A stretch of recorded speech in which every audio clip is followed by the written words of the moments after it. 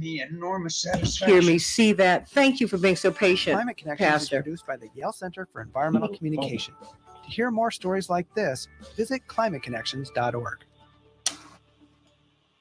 Okay. All right, 60 seconds, everyone. Okay. And, Pastor, can you say Thurston, something? Into an all-American family. Testing. The odds of him opening his own ABC 1 2 3. Oh, no, there's that. Testing. 138 1 2 3 4 5 6 7 8 9. All right, we can hear him on Facebook. Okay. city. The odds of finding someone to invest in his You know vision? what? 1 in 4.5 million. Can you? The odds of I him wish you would achieving his call dream me in the fashion at some industry? point. I 1 in wanted to put something in your 23 ear. Okay, cool. I'm jumping on the flight when we get off. I'll hit you when I land. Yeah, do that, One okay? in Just because I bumped into Yes, ma'am. something. I Just am given Tommy who's Hilfiger, reaching out and to you. My family is affected by autism. Okay. I encourage you to learn more at All autismspeaks.com. right, 10 seconds. Okay. Early diagnosis can make a lifetime of difference. Brought to you by That's Autism what you Speaks say. and the Ad Council. We can change the world, change the world, change the world.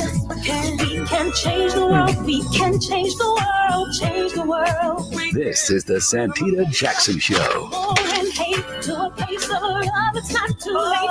Gotta save the children, we can't wait. Let's change the world. I agree. Hey, everybody. Welcome to the Santita Jackson Show. It's Tuesday, December 13th, 2022. It's a joy to be with you today on the Santita Jackson Show. I'm going to be talking about two topics here at WCPT 820, the nation's largest progressive talk radio station, and AM 950 Radio, the voice of progressive Minnesota. Have you heard of euthanasia? They call it dying with dignity, where you're allowed to have a medically assisted suicide, if you will. And people do that when they have these painful diseases for which there is no cure. And well, in Canada, something very interesting and tragic, quite frankly, is happening. They have opened the door for people who are poor, for people who are homeless, for people who are mentally ill to ask for a medically assisted suicide. They are also trying to convince people who have been amputees, who've been veterans, who are veterans. Well, you know, your life is going to be not optimal. So have you thought about medically assisted suicide? True story. I'm going to be talking about that at the bottom of the hour. Got to be very, very careful when we are on these slippery slopes, Pastor Stephen Thurston, because instead of celebrating 8 billion people on Earth, many people bit their nails about it and said, wait a minute, it's too many people on Earth. No, they're some greedy people who are taking up all the resources. My pastor, Reverend Clay Evans, said, I've never seen God make a mouth that God couldn't feed. There is more than enough on this earth to feed and take care of everybody. Some people are just gobbling up everything that they can, and we're all paying the price for it, and you ought to be tired of it. Then, you know, we have got to talk about, well, you know, it's politics. It's politics, everybody. And we have got to be looking at Brittany Griner and Paul Whelan. I have noticed that a lot of people are wondering, how could you exchange this basketball player for and leave this veteran behind? Well, I told you last week as I bumped into this BBC report, his issue is a little bit more complex, a lot more complex. Cannabis, and then you contrast and compare it with a man who's got 4 different passports: Canadian, American, British, and Irish. Now, his family they've made that trek inside of maybe a generation or two. But that's a lot. He was dishonorably discharged from the Marines, and yet he's had this very, very successful career in the corporate world. It's complex, everybody. So the question is, who is he, and is it a fair exchange? Talk to me. Call me at 773-763-9278, 773-763-9278. Let me know what your thoughts are about this. Let me know what your thoughts are about Paul Whelan and Brittany Griner, because some people are really, really upset. You know, how can you take this basketball player? Well, first of all, you know, justice and mercy. She inadvertently broke a law, and mercifully, she's been let go. And that's just the way it is. That's the way it is. She was not held captive, prisoner, but she broke a law, and these people don't play that. And she did not know what she had in her bag. That can happen. And so, and thankfully, she's home and she's beginning to adjust to life with her wife and with her family. Praise God for that. But who is Paul Whelan, the man who is still in Russia? Who's still in Russia? And what about his background? Does that give you cause to pause? Call me at 773-763-9278, 773-763 WCPT, and let me know your thoughts. Right? I want to hear. I want to hear from you. I want to hear what your thoughts are. Everybody is we're going to have a high of 42 degrees today here in Chicago, but it will be cloudy. Minneapolis, St. Paul, 36 degrees, and it will be rainy. In the NFL, the Patriots bested the Cardinals last night, 27-13. In the NBA, the Trailblazers 133, the Timberwolves 112, and the Knicks will be meeting the Bulls tomorrow. In the NHL, the Wild 2, the Oilers 1, and the Capitals will be meeting in Chicago tonight. Oh, the World Cup war. We're down to the 4. Argentina, Croatia, France, and Morocco. France and Morocco will be playing tomorrow. Of course, Morocco is the first African team to make the quarterfinals, and Argentina will be playing Croatia this afternoon. So check it out, everybody. This is the world's most popular sport. Billions upon billions of people are paying attention to this all over the world. Yay, yay, yay, yay, yay. For the first time, U.S. scientists have successfully produced a nuclear fusion reaction resulting in a net energy gain, a source familiar with the project confirmed to CNN. The discovery would be a massive step in a decades-long quest for a new form of clean energy. Researchers have attempted for decades to recreate nuclear fusion. The result, when 2 or more atoms are fused into a larger one, a process that generates a massive amount of energy, such as heat. Wow, that is great news. We'll see how it all works out, everybody. About 15 million people in a dozen states are under winter weather alerts today as a massive coast-to-coast storm continues to head east. Mississippi, California, just every state in between is getting a hit. In the Midwest, we are in the upper Midwest, they're getting hits too. But right here in Chicago and Minneapolis, it's rain, it's cloudy. Thank heavens, because they got feet and feet upon snow in the areas where you ski in California, but still, it was just massive amounts of snow, massive amounts. Congratulations to our LGBTQ plus brothers and sisters. President Joe Biden today will sign into law a bill passed last week by Congress that mandates federal recognition for same-sex and interracial marriages. Sending a special shout out to Don Lemon. He and his fiance, they have an interracial marriage that will be once they marry. And of course, they are a same-sex couple. They will be at the White House today when this is signed into law. Of course, they don't want to miss that bit of history, and a lot of people will be there. God bless them all. They're planning to mark the occasion at the White House with a ceremony built to scale that it believes is fitting for the moment.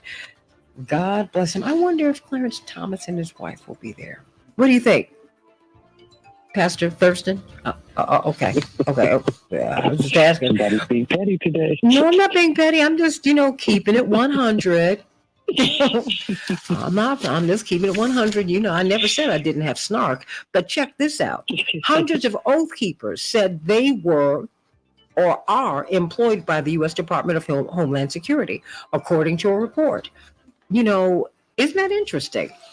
All of these right-wingers, and I guess that's why the FBI doesn't investigate them, because they would have to investigate themselves. Well, there you go. Pastor Stephen Thurston. Am I not telling the truth? You're speaking truth right now. Oh, okay. Oh, come on, holy man. Give me some good news. I'm just saying. While you looking at me and telling me that I'm not being nice, I'm like, but I'm telling the truth, Pastor. Isn't that what I'm supposed to do? Okay, yes. Okay, I thought of that. Okay, what's the good news? And today you'll be on Facebook. Will you be on Facebook today, or because I know you're traveling? Yes, I'm going to make time. 3 p.m. I will be on Facebook Live. Okay, and how can we find you on Facebook? Stephen. Go to my page, Stephen. That's Stephen with the PH, Stephen Thurston. You'll find my picture there, and you'll see me live and in person at 3 p.m. Central Standard Time. Oh, I love it. I love it. I love it. I love it. All right. Well, we need good news from you before you get on this plane today. Give it to us and give it to us good. Listen, I believe that one of our strongest desires in life is to feel understood. We want to know that people see our good intentions and not only get where we're coming from, but get us. We want to know that they see us, that they recognize the thoughts, feelings, and struggles that underline our choices, and that they not only empathize, but maybe even relate. And maybe they do the same thing if they were in our shoes. Maybe if they've been where we've been, they've seen what we've seen, if they stand right where we are now, with the same circumstances, with the same beliefs, making the same choices. And underneath all of these maybes is the desire to feel validated. We're social creatures, and we thrive when we feel a sense of belonging. And that requires, though, a certain sense of safety, which hinges upon feeling valued and accepted. But those feelings don't always come easy. And maybe you're in a relationship right now that feels incredibly unsafe. You don't feel understood or validated, or worse, you don't have the sense that the other person even cares to understand you. Maybe the other person often assumes the worst of you and interprets things you do through that lens. Maybe they belittle you, your beliefs, your opinions, as if they want neither consideration nor respect. Maybe they even make fun of you when you try to share your thoughts and feelings, minimizing not only your perspective, but also your personhood, like you have no value, like you aren't worth hearing out, like you don't deserve respect. I get it. It hurts. It hurts to feel like someone doesn't care to see where you're coming from or hear what you have to say. It hurts to feel like someone is more committed to misunderstanding you than developing any sense of common ground. It hurts to feel invalidated. You fight, you scream, you cry, trying to force them to see your basic goodness and view the world from your vantage point. We often take that pain and we turn it into anger, Santita. Our thought process tells us that people should try to understand. People should treat each other with respect. People should be kind and loving and open. But here's the thing that I've learned. Should is always a trap. Things will never be exactly as we think they should be, and resisting this only causes us pain. But more importantly, there's nothing more empowering than trying to force other people to be who we think they should be. And that's understanding of the person who wouldn't or maybe couldn't understand us. Perhaps when someone seems unwilling to embrace us with understanding, it's more so that they're unable to let us in for reasons we might not even know. What pain could have hardened their heart so dramatically? What unresolved traumas may have likely led to deep feelings of shame around vulnerability, which likely cemented into them a need to always be or appear to be strong. Sure, it hurts to feel that someone doesn't understand you, but can you imagine the pain of rarely understanding anyone because letting someone into your heart actually hurts? Can you imagine living life so guarded, so scared, constantly hiding, and possibly without even realizing it? I've come today to understand that when someone won't make any effort to understand us, what it usually comes down to is deep pain that's blocking them from love. Maybe we remind them of something that they want to forget. Maybe our presence forces them to come face to face with something they'd rather avoid. Everyone has secret pains, sequestered in shame, that often manifest in hurtful behaviors, because pain can bring out the worst in us. Considering this, that doesn't justify disrespect or mistreatment of any kind. It doesn't condone abuse. But if we really want to understand, maybe the key is to choose understanding. Let me say it again. If we really want to understand, maybe the key is to choose understanding. Maybe the secret is to broaden our perspective beyond what would make us feel safe in a moment, so that we can do our part to help create a greater sense of safety for everyone that we encounter. Maybe choosing to offer understanding, we can influence the people around us to heal their pains so that they can one day open up their heart a little wider when they're ready and when they feel safe. Listen, I think I think this can be difficult at times. It won't always be an easy process, but we can choose to understand that people won't understand us and get to the deep reasons why they may not understand us. Listen, coming from a place of love and kindness and integrity with all people, that's a strong foundation for navigating a world full of hurt people who aren't ready and always able to love and be loved. The good news is we can understand that others don't understand and move from a place of care and compassion as we encounter them. Amen to that. I'm dealing with that right now with someone who I love, who just doesn't even want to understand. But you know what? Materially, that can't change my life. I'm the one who's, my father said, no, well, your challenge is to elevate. I'm like, okay. That's it. He said, yes. He said, that's your challenge. He said, don't think that they're the only one alone here. Thank you, Daddy. Appreciate that. All that sympathy. Love it. Pastor Stephen Thurston at 3:00 on Facebook Live. Of course, he's the teaching pastor at the Salem Baptist Church, and he is also the author of Mirror Moments. You've got to get that book, Mirror Moments. Go onto his website and do that. 3:00, 3 p.m. Central Standard Time. Yes, Pastor Thurston? That's it. All right. That's it. I'll be right there on Facebook. You're going to get some more of this good stuff from Pastor Stephen Thurston. That's Stephen with a PH. Love you, Pastor Thurston. I'll talk with you a little bit later. Oh, we got Dr. Shanina Knight, and I'm so glad to hear your voice today. Missed you yesterday. Let me just ask you this. Let me get right to it.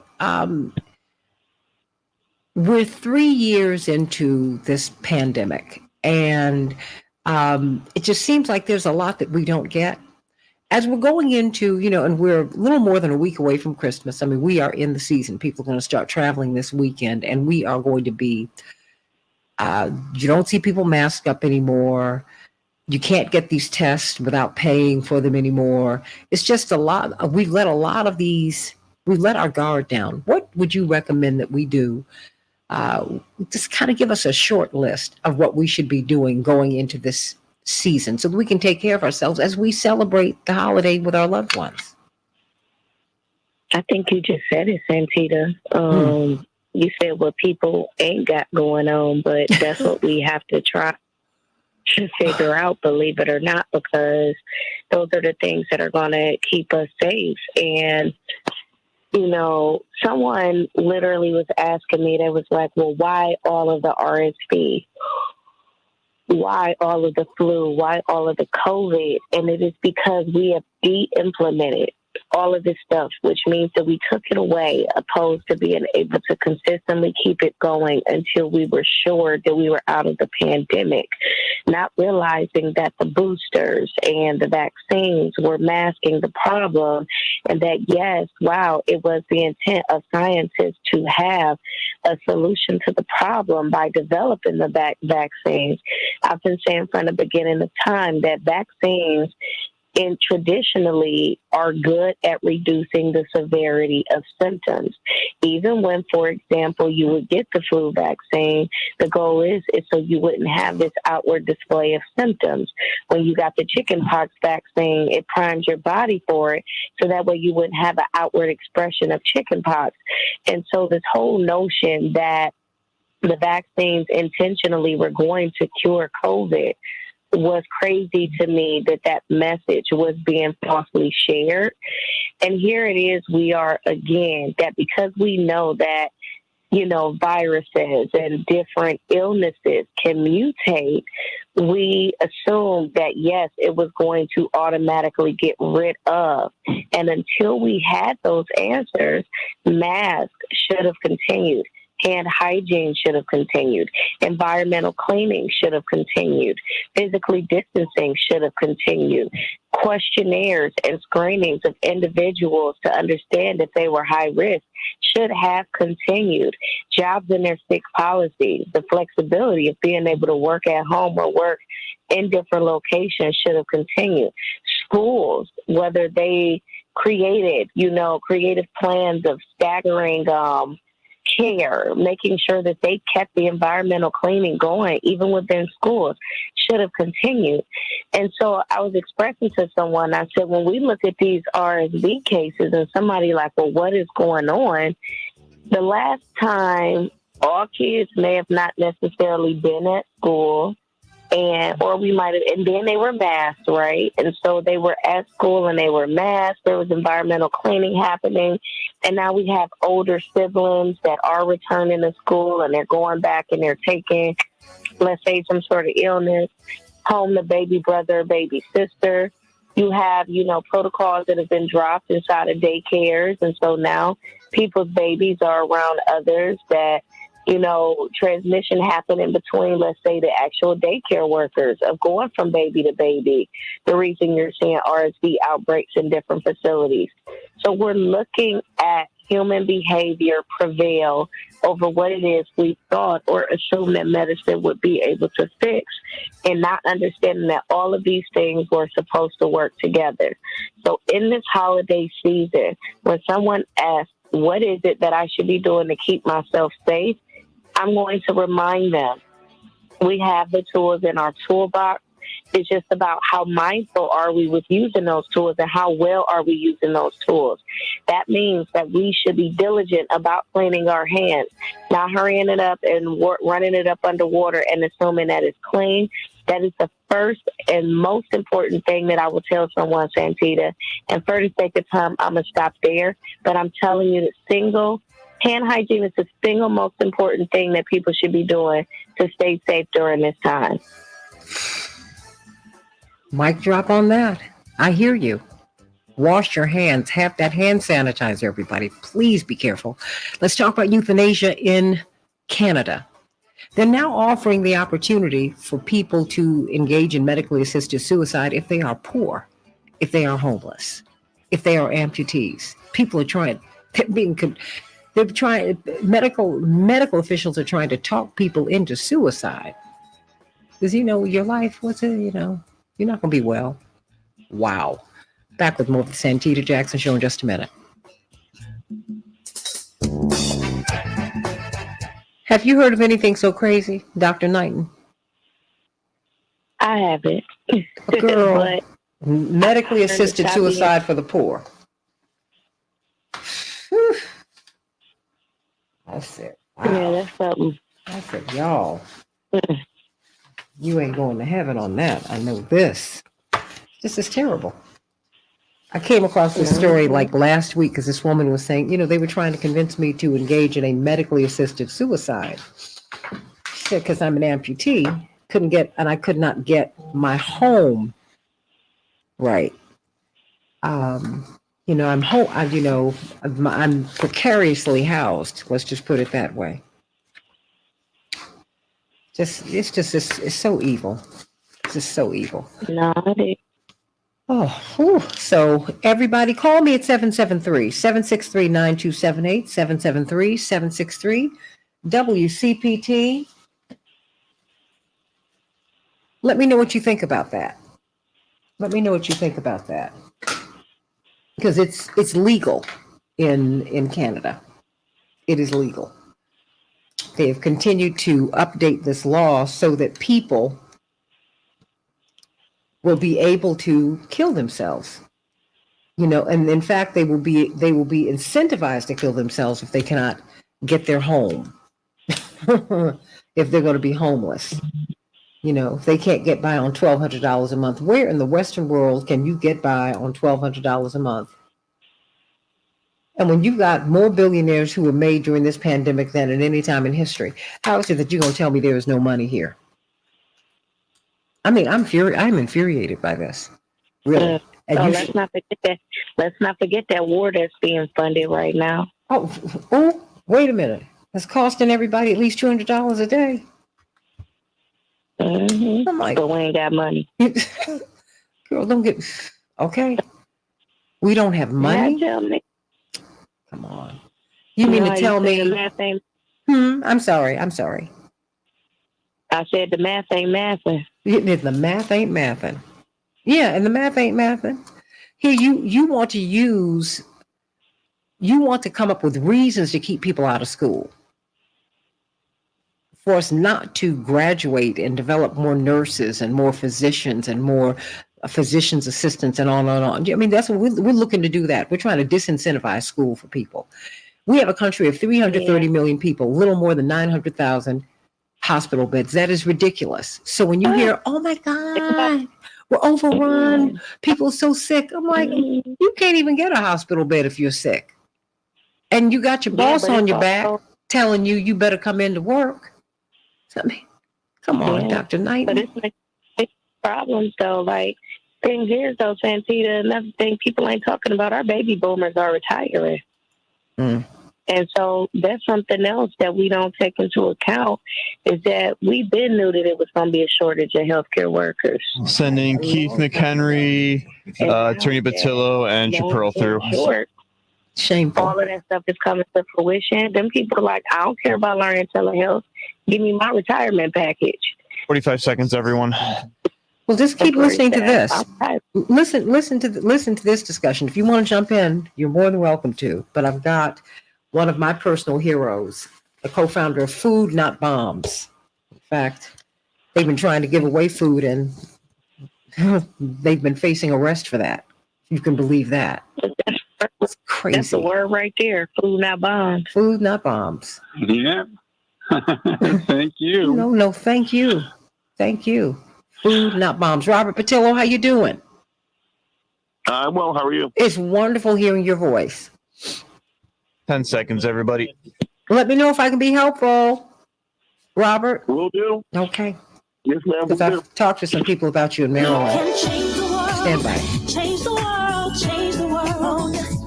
We can change the world. We can change the world, change the world. This is the Santita Jackson Show. War and hate to a place of love. It's not too late. Gotta save the children. We can't wait. Let's change the world. I am breathing. Hey, everybody. Welcome back to the Santita Jackson Show. Let's talk about euthanasia, free medically assisted suicide for the poor. That's what our neighbors to the north are doing. They're saying that that might signal a society in collapse. I want you to call me at 773-763-9278. 773-763-9278. Let's talk about it with the co-founder of Food Not Bombs. Food Not Bombs. It is a global movement, everybody, and these people are risking arrest all over the country, all over the world, globally, as they try to give food to homeless people and to people who need it. Call me at 773-763-9278, 773-763-9278. Should you be given the option of killing yourself because you're homeless, because you are poor? First up, let me talk to Chaparral Wells. Chaparral Celebrations by us. Chaparral, I'm going to call in at my vittles for the holiday. I just finished my string beans from you last night with the ham hocks. Yes. Good morning, Santita. And yes, we are taking our final orders because we are shutting it down for Christmas. So let me hurry. 708-526-4546. 708-526-4546. We can handle your green beans, your mac and cheese, your ham, your turkey, your dressing, as well as also your sweets, your pound cakes, your caramel cake, your red velvet cake, your German chocolate cake, your cookies, as well as also your pies. So don't hesitate to give us a call, 708-526-4546, 708-526-4546. We're taking orders up until this Friday. So give us a call. We only have limited spots. So call us today and we can help you set your Christmas table. Thank you so much, Santita. Hey, everybody, call us at 773-763-9278. Let's talk about free euthanasia for the poor. You can't make this up. Amir Fasood, who's in Ontario, which is one of the provinces in Canada. He didn't want to die, the story reads from the Toronto City News. But after fears he would lose his housing, become homeless, he had applied for medically assisted death as an alternative to being homeless. We have veterans who are considering medically assisted suicide. In fact, they're in the hospitals and the medical personnel are trying to convince them to kill themselves because, it'll be easier. What you're dealing with is just, it's such a burden on you, maybe on society. We have got to talk about this today because if we feel this way about poor people, if we feel this way about homeless people, if we feel this way about anyone who's living on the downside of advantage, and if you live long enough, you will be on the downside of advantage in some kind of way, that we are a society in collapse. We are in trouble, and we are absolutely do it. We are absolutely do that. There is a woman named Sophia. This is a student name. She died because she had chemical. We were all locked away for 3 years. And so what was coming through her vents was marijuana smoke, cigarette smoke. She was too sensitive to that. She could not get the Salvation Army, who owned the building that she was living in. She was struggling. They made some minor changes, but they were not enough for her. And she got sicker and sicker and sicker. So she made a video 8 days before her death. She made the decision. She made the decision to kill herself. She said, there's really nothing else for me. And she had what they call MCS, multiple chemical sensitivities. She didn't have to die, everybody. She didn't have to die. She could have gotten treated, and that would have been the end of that. I want to know how you feel about that. Well, we've got Attorney Darrell Jones, Transformative Justice Coalition Chair, Attorney Robert Patillo, Rainbow Push, brilliant civil rights lawyers, both of them. And we're going to be led by Keith McHenry today, one of my heroes. And the more I find out about this gentleman, the more I just love him. He's the co-founder of the global movement, Foods Not Bombs. Matt Sowell up in Minneapolis, St. Paul said, I love that name. I love it. I love it. I love it. Foodnotbombs.net. Go on and number one, jump on in there and give them a contribution because this, freedom is not free and they are risking arrest trying to get food to people. Talk to us. What's happening in Canada? What is this? This is like really fighting. So down in the States here, we have, Death with Dignity is how this started in Canada 7 years ago. It's up there. It's called Medical Assistance in Dying. And there was a slippery slope where it became available in the last year for people who basically can't afford to find housing or pay for housing. And Amir was the person his interview was the one that originally shocked me. But I came to find out that one of my best friend's aunts made herself. And then the other aunt was going to do it, but fortunately his family talked her out of it. And they had no real, complications. They were just older Americans. And, so I had a serious, painful illness for 20 years. And many of the people that had my illness, approximately half committed suicide within 5 or 6 years of being diagnosed. Well, I cured it after 20 years with a water-only fast, and I've had 10 wonderful years of. I've written an entire book in the 20 years or the 10 years since I was cured, and so to me, it's like very personal. The other thing is that I originally heard this idea on an AM radio station in Los Angeles where a shock jockey was talking about how a mangy dog got hit by a truck, and it occurred to him they could have free euthanasia centers all around the LA County for the homeless, and that would be a great thing. This was in the 1990s. Mm-hmm. And then when I saw Amir's interview and how he did not want to die, but he did not want to live on the streets either, so he had chosen MIG. Fortunately, because of that program, he was offered housing and he was able to avoid, getting himself euthanized.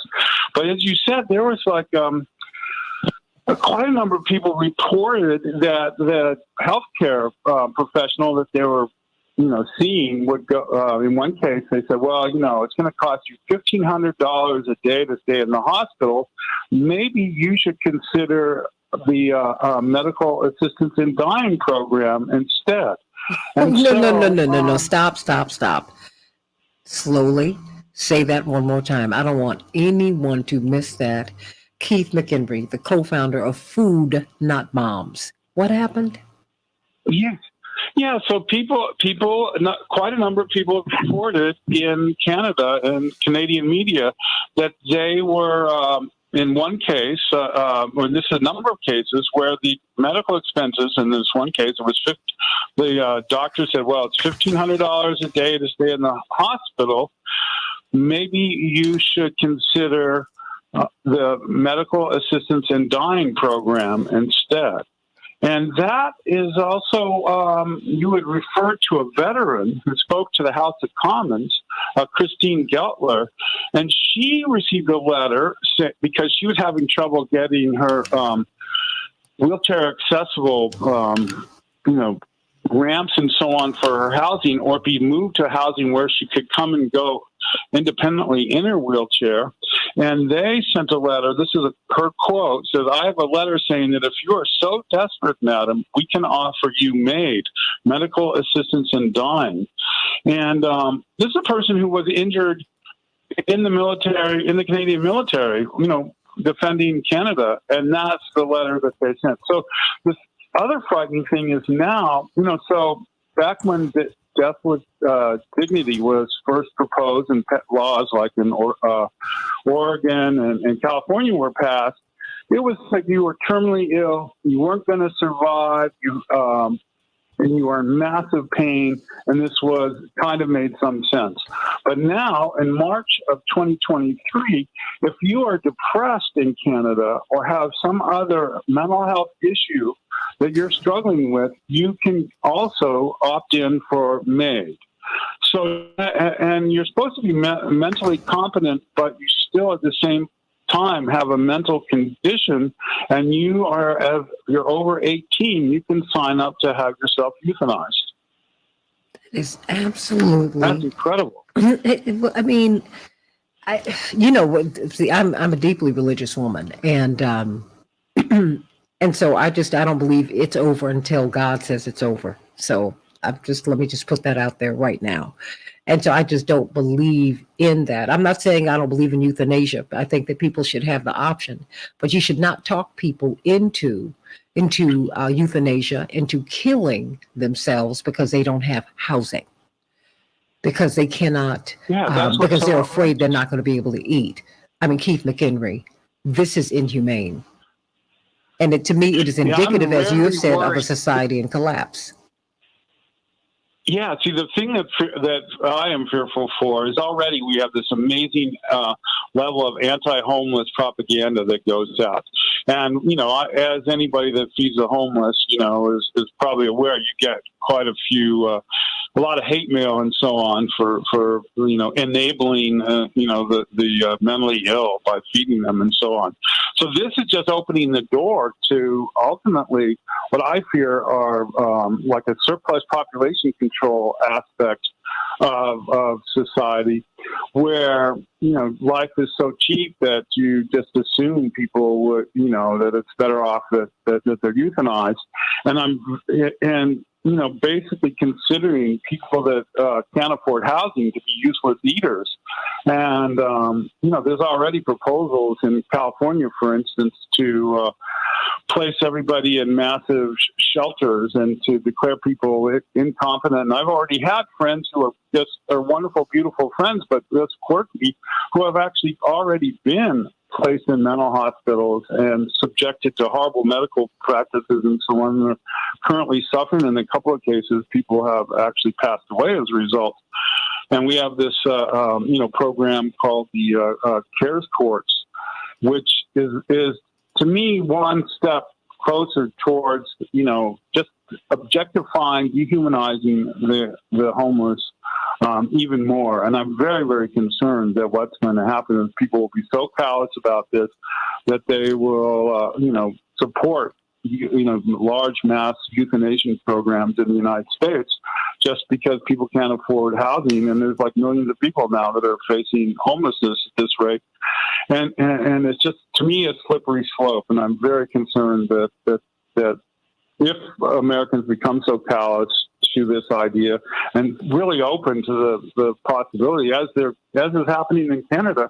And then what's shocking too is there's no uprising in Canada against this. It seems to me since I know personally 3 people in Canada who have had this question, unfortunately, only one actually took, advantages they call it of made. It's real. It's not just something that's happening in the media. It's something that's happening to my best friend's family in Canada, and it's really frightening. Oh, everybody, I want to know what you think. 773-763-9278. 773-763-9278. Don't think that it cannot happen here. Don't think that it's not.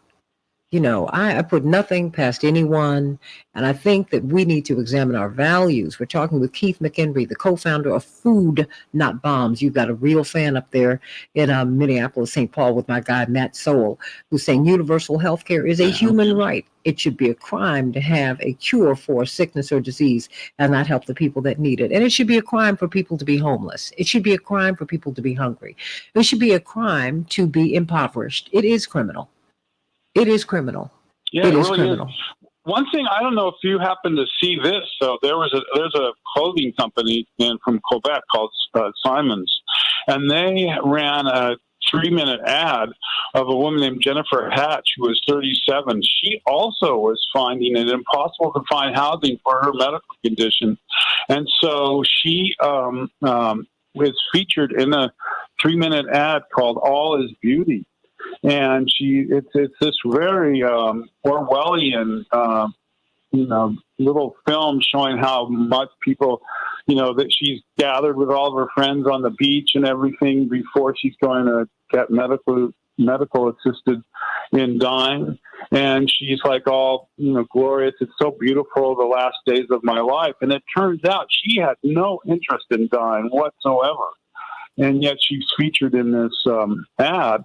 And it turned out it was a matter of just the Canadian government providing adequate housing for her. And she, her illness was very, very painful. But like my illness, it could have potentially been cured. And she, at 37, I was like 50-some years old when I was cured of my illness.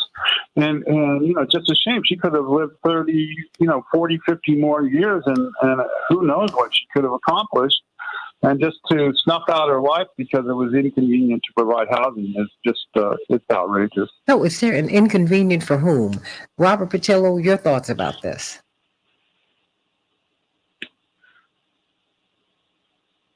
Robert, are you on mute? Well, let me go to Attorney Jones. Is this insane? Santita, I'm just sitting here listening, and I'm like, words fail you, right? Incredible. Yeah. I have all these images and thoughts. I said, what about the unhoused? Those that are simply unhoused. That my parents used to say, you're a little down on your luck. Do you then get the choice of this medical assistance and dying, thinking I'm better off simply gone from here than being a burden on someone? Mm-hmm. I mean, yeah. It just doesn't seem that, I think about my military friends that come back with psychological issues that don't want to be a burden on their family. Do they then just, the medical assistance in dying? I think about all of the panhandlers that are out there. Is the legislative piece then, well, we're going to give you a choice. You can go to jail or you can die. I mean, this. You know what I think about, Daryl? Daryl, I think about my own parents. When I was born, my parents did not have a place to live. They lived with the Halseys, a wonderful couple in Greensboro, North Carolina. In fact, Mrs. Ruth Halsey named me. That's why I'm not a JLJ like everybody else. And then I think about the hospital that in the Christmas season was going to put my brother Jonathan out because my parents had no money. And he had a viral pneumonia that was eating up his lung, Attorney Jones and Attorney Patillo and Mr. McHenry. And they said, well, there's nothing else we can do. My brother's on his way to Congress next month. But they were going to put him out. And they were going to let him die. And my father, in desperation, called Dr. King, because that's who he was working for at the time. He said, if they put my baby out, he's not going to live. Help me. He said, just have them hold him overnight. And I'll be there in the morning. I mean, really? Come on. This is horrific, Attorney Robert Patillo. Well, it's horrific, and it's horrific on many levels because we have to think about beyond just the. This is probably the most extreme situation, but even in America, I've practiced criminal defense for over a decade, and I've seen clients use jail and use prison as universal health care. We had a case in Atlanta where a man needed heart surgery, so he broke into a convenience store and just sat there waiting for the police to come and take him in to get the state to pay for the heart surgery. We have to look at the lack of humanity that we have in America, where we treat individuals with less means, less resources, as if they are somehow subhuman. That your humanity is attached to your bank account. Your humanity is attached to your housing status, to your addiction status, to your mental health status. I've seen cities and worked for mayors across the country, and the way that city councils and citizens groups talk about the unhoused, they talk about them the same way they talk about stray dogs and pigeons, because they don't see any humanity in them or are attached to them, as if they are simply just a public nuisance to be cleared out, bulldozed, pushed under the bridges, put out of sight, out of mind. And for a nation that claims to be a quote-unquote Christian nation, for a nation that claims to be a quote-unquote pro-life nation, this is why we talk so much about holistically needing to reform this system, because beyond simply putting folks out of their misery, quote unquote, we have to look at the way that we treat individuals while they are alive and what we invest in as a system. We got more bombs in America that we could use to kill the entire population on Earth, but we somehow can't provide education, can't provide housing, can't provide food, can't provide medicine. And if we're not willing to look at our system for what we really are, we're in a very low position to criticize the rest of the world. And Keith McHenry, you and your group have been trying to give people food, but you have been meeting resistance. Talk to us about that. Yeah, so we started 42 years ago in Boston, and we were actually allies of both Boston City Council and the Cambridge City Council. And when I moved to San Francisco in '88, I assumed it would be just as welcoming as Boston, which is where the first group started. And I started a second group, and lo and behold, on August 15th of '88, we started getting arrested. And I had applied for a permit to serve food at the entrance to Golden Gate Park on the one day where food was not available in the Haight-Ashbury. And instead of getting a letter saying, oh, you can't do it, or oh, this is what you would need to do, or whatever, they sent out 45 riot police and arrested 9 of us. And ultimately, they made over 1,000 arrests in San Francisco. I spent 500 days in jail total for feeding people in the city. And then there's been waves of other arrests, and we got for instance, Fort Lauderdale, there was a number of arrests there, and we won actually an appellate case saying it was our First Amendment right.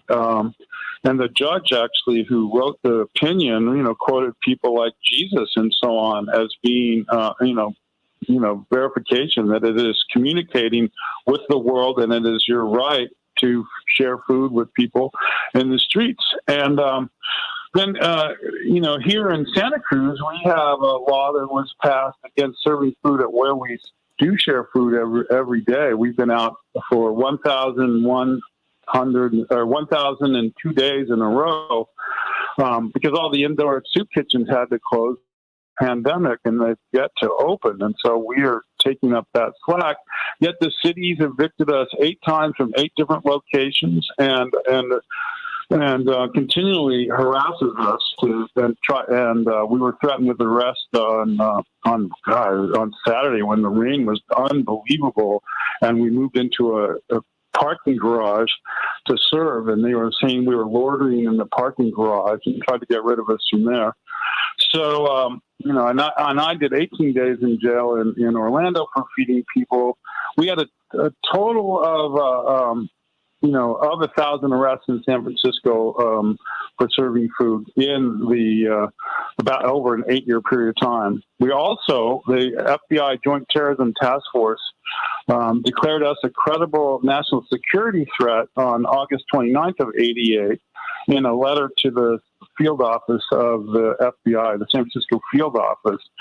And we were then also featured in National Guard workshops on Thanksgiving of '88 as one of America's most hardcore terrorist groups, even though our name is Food, Not Bombs. And in fact, when I got off the plane in Chicago, I was actually greeted on the plane by Border and Customs in Chicago O'Hare one time when I came back from Turkey. And I had to explain to the investigators that it says, ma'am, it is not bombs. And she continued her stern look at me anyway.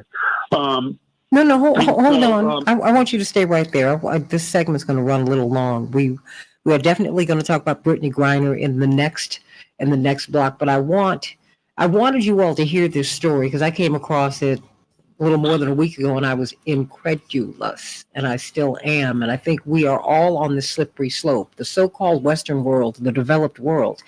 This is moral bankruptcy. I've never seen God make a mouth that God could not feed. That is what my pastor, Reverend Clay Evans, may he rest in heavenly peace. He always would say that.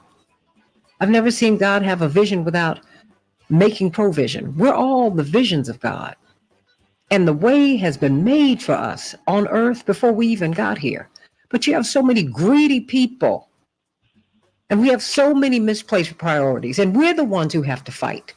We've got wars that we are paying for, and we don't even know what we're paying for. We don't even know why we're over there. We don't know. We underpay the enlistees, and we overpay Blackwater, Eric Prince's group. Yeah, I'm calling them out. You talk about Russian mercenaries. We have mercenaries who are fighting our wars. And you know who's guarding them and who's taking the first bullet? Our enlistees. Your daughter, your husband, your wife, partner. Are you serious right now? And you're going to have someone talk someone into suicide because you can't house them with all of this open housing in the United States of America and in Canada? Oh, no. We're going to have to talk about this. And then we're going to ease into Brittany Griner and Paul Whelan, who's got 4 passports. It is not an equal exchange, everybody. Back with more of the Santita Jackson Show in just a few minutes. Stay right with me, Mr. McHenry. Back in just a minute. Thank you. Yeah. This is insane. Now, we're on Facebook Live. But I mean, Daryl, I know I interrupted you. I did, but I didn't mean to stop you. But I just heard your pause, and I know you were like, "What has this woman pulled me into this morning?" Because it should be a bigger story. Santita, I feel the same. I'm like, what is this? I've never heard of that a day in my life. Now, this is Dr. Shanina Knighton, who's one of the top infection preventionists in the world. Mr. Keith McHenry, who's the co-founder of Food Not Bombs, someone who, as you see, has spent more than 500 days in jail trying to feed people. And no one who went through all of our money on Wall Street, none of these jackals paid at all. Sending Attorney Fancher through. This is terrible. I mean, but Dr. Knighton, this sounds crazy to you, does it not? It does, because it's almost, I don't know, it's so contradictory and hypocritical, meaning like, okay, there's a such thing as homicide, right? So people go to jail for homicide every day, but just because it's medically assisted and you say I want to do it, then it's a problem. I don't know. It's like, it just don't make sense. It's so unethical, and I don't know. Like, I have a problem with it because of the unintended consequences. So somebody can make that decision for their life, but as you are deciding that you're going to take somebody through that process, are you also going to provide therapy for everybody that they're leaving behind? Are you going to provide support services, for those individuals, because it is quote unquote medically assisted?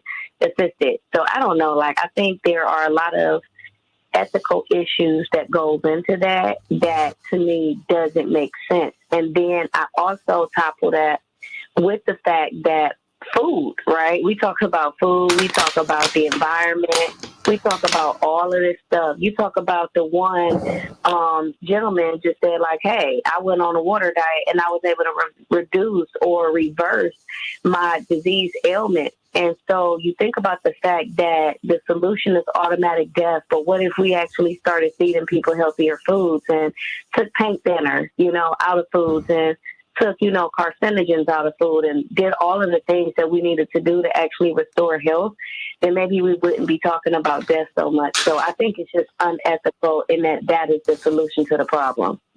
Popping a and pill. I feel strongly about this. Popping a pill or popping somebody. Can you imagine having doctors and nurses and people from medical establishments stand over you and tell you why, try to convince you why? I mean, doesn't that violate the Hippocratic Oath? Tell you why you need medically assisted suicide? Because what? Yeah, it just seems counter to everything that medical professionals should have learned. It's like now humans are like going to the vet or something to be put down. No, we're being put down. We're being put down. Instead of celebrating 8 billion people on Earth, there was all of this fretting. Oh my goodness, there are too many people. My mother said, I'm from a family of 5 kids. And she said, look, when we had each of you, we could afford none of you. Who would you want me to put back? Yeah. Particularly my brothers, Jesse, Johnny, and I, because we were born when our parents were in school. They had nothing. They had God, which is everything. They didn't have anything. My mother took down all the doors in their apartment, and one door, along with bricks, was our dining room table. Another door was a sofa she made, and another door was the coffee table. Yeah, there's so many people I meet that are like, have real trouble living on the streets, as anybody would have trouble living on the streets. It's not easy. And yet then eventually one thing works out, they struggle, they end up getting housing, they get a good job, Absolutely. and they their lives turn around. And that would never happen for all these people had they chosen medically. It's already bad enough that we've got like I don't know if what they've got over in Chicago now, but over here we started getting this new weird fentanyl meth combo, and you have people standing around on the street corners like just wiggling and stuff. And I've had so many friends OD on fentanyl and pass away in the last 2 years. And somebody was going around putting little bags of marijuana with fentanyl in it on benches and stuff all around downtown. And we had like 6 people die in one maybe 2 days period of time from thinking they found a ground score, took one puff, and that was it. So it's like, and we have no idea. The police never found out who was doing that, why they were doing that. No one got prosecuted for that. And then the other thing that's been happening, because we just had a huge homeless sweep where they cleared 400 or 500 people into doorways and into the woods, no place to go. And, and so with all the news of that, then there's been also reports of, like teenagers going out and beating up homeless people and videotaping themselves doing that. And, it's just that so the combination of, it's okay to put people to sleep if they can't afford rent versus, all the so, and as was said before, I've been in the 500 days I've been in jail. I would run into other inmates who went into jail for medical care, or went into jail because they wanted to get off the streets and they knew they could be indoors in jail for the winter. I mean, that's crazy that's a housing option in the United States. I think seconds, everyone. Okay, I think I have Attorney Mark Fancher on with us now. Attorney Fancher? Yes, good morning. Good morning. You know what? I'm holding Keith McHenry. He is the co-founder of Food Not Bombs. They have free, just to break it down, there's free euthanasia for the poor in Canada now, and for the homeless, and for those who are sick, not necessarily fatally ill, but who might be struggling. And now some medical personnel are trying to convince people to kill themselves while they are being hospitalized. So I wanted to hold him on for a few more minutes just so that we can give this story to people, and then we're going to move on to Brittany Griner. Would you like to weigh in on that? Oh, that's fine. No, I'll 10 seconds, everyone. Okay. All right. We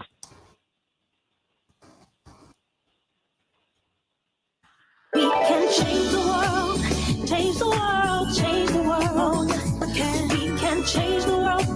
can change the world, change the world. This is the Santita Jackson Show. War and hate to a place of love, it's not too late.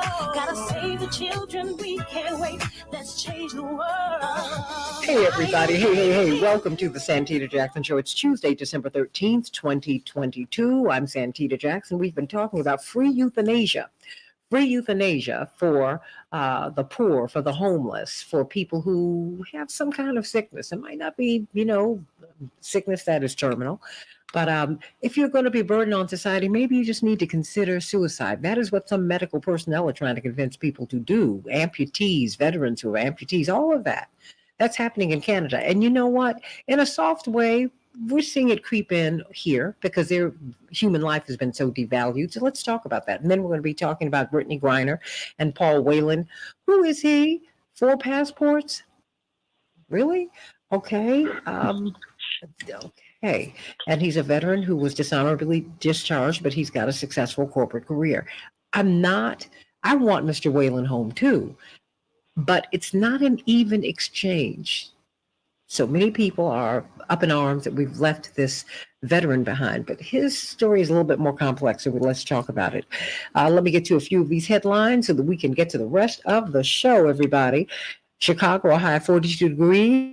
Cloudy. Minneapolis, St. Paul, 36 degrees and rain. In the NFL last night, the Patriots 27, the Cardinals 13. In the NBA, the Trailblazers 133, the Timberwolves 112, and the Knicks will be facing off the Bulls in Chicago tomorrow. In the NHL, the Wild 2, the Oilers 1, and the Capitals will be playing Chicago in Chicago tonight. All right, it's down to the final 4 in the World Cup of Soccer in FIFA, the FIFA games, everybody. Argentina, Croatia, France, and Morocco. Argentina will be facing off against Croatia today at the top of the afternoon, and France will be facing off against Morocco. The first African nation to get this far in the World Cup. Everybody in the Arab world very, very excited about this development. Cannot wait to see. This is just great, everybody. For the first time, U.S. scientists have successfully produced a nuclear fusion reaction, resulting in a net energy gain, producing heat, everybody. About 15 million people in a dozen states are under winter weather alerts today as a massive coast-to-coast storm continues to head west. Icy weather in the upper Midwest. Blizzard conditions in the Great Plains, storms along the Gulf Coast.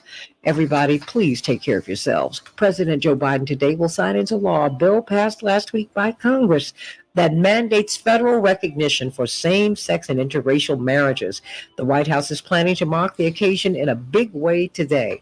Good for them. Hundreds of Oath Keepers, a study has found, have worked for the Department of Homeland Security in recent years. Are you surprised? But that's interesting. Maybe that's why they don't get investigated. I don't know. Everybody, we've been talking about financial freedom on the Santita Jackson Show, and I want you to reach out to Team Hochberg. If you do not have a credit card, if you are using that debit card, you shouldn't be. You need to get a credit card. You say, I don't have, my credit score is too low for me to get a credit card. If you call Team Hochberg, they can come up with a plan so that you can get a credit card. If you want to get a home, if you want to buy a building, they can help you to formulate that plan. If you have high credit card debt, they can work through a plan so that you can eliminate that debt. Don't negotiate with these credit card companies yourself. Let them do it. Call them at 855-56-DAVID, 855-56-DAVID, and have that free consultation. Find out from them. Tell them your whole story and then find out from them what they can do to help you. And let them come up with a plan and work it out, everybody. Tom and Sonia, 17 credit cards, $100,000 worth of debt on those credit cards.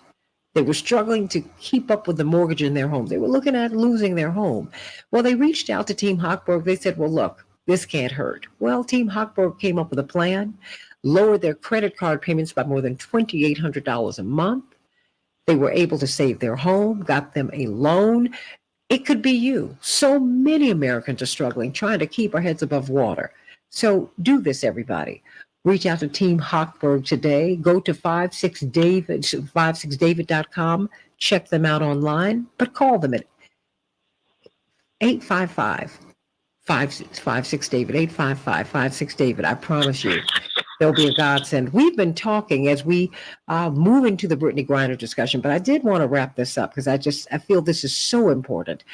Food Not Bombs. The co-founder, Keith McHenry, is with us today. This will not be the last time you're going to be on this show. He has been in jail more than 500 days trying to feed people who are hungry. Just so that you know, I had to look this up, Mr. McHenry, as we have Attorney Mark Fancher, who joins Attorney Darrell Jones and Attorney Robert Patillo. There are 16 million vacant housing units in the United States today, Mr. McHenry. Yeah. No one should be homeless. It's insane. When I started Food Not Bombs, we were like a street performance group saying that the policies of Reagan and of the banks, which were redlining in Boston at the time, and probably still are, could result in there being a huge homeless population in the United States. We didn't stop, turn things around. And here it is, like 42 years later, and there are millions of people living on the streets of our country, or, in cars and so on, trying to survive. And instead of opening up these houses or making, laws that tax empty houses or things of that nature to help, they are criminalizing the people living on the streets. And you can see this everywhere. In Washington, D.C., Food Not Bombs has been trying to support people who are being swept from these business districts into parks and then out of parks. And in fact, there's a huge tent population that's now grown up around the White House because they keep getting pushed from area to area. And that's just outrageous when we could be housing every single person in the country. And then, they have we have a shelter here, which is nothing more than a bunch of pup tents up on a hill, and you can only get a ride into town every hour on the hour from about 7 to 7 at night. And people there call it the concentration camp because they have no freedom. They're basically stuck in the hills with, in these little pup tents with no place to really go, and that's how we're treating people in our country, and it's just frightening. And I'm really worried. The Princeton Eviction Project claimed that about 40 billion families in the United States were facing homelessness because of the devastation of the pandemic.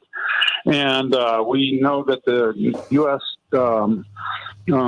Census Bureau said that in October that they did a survey and that 30 million families believe that they might be evicted in October.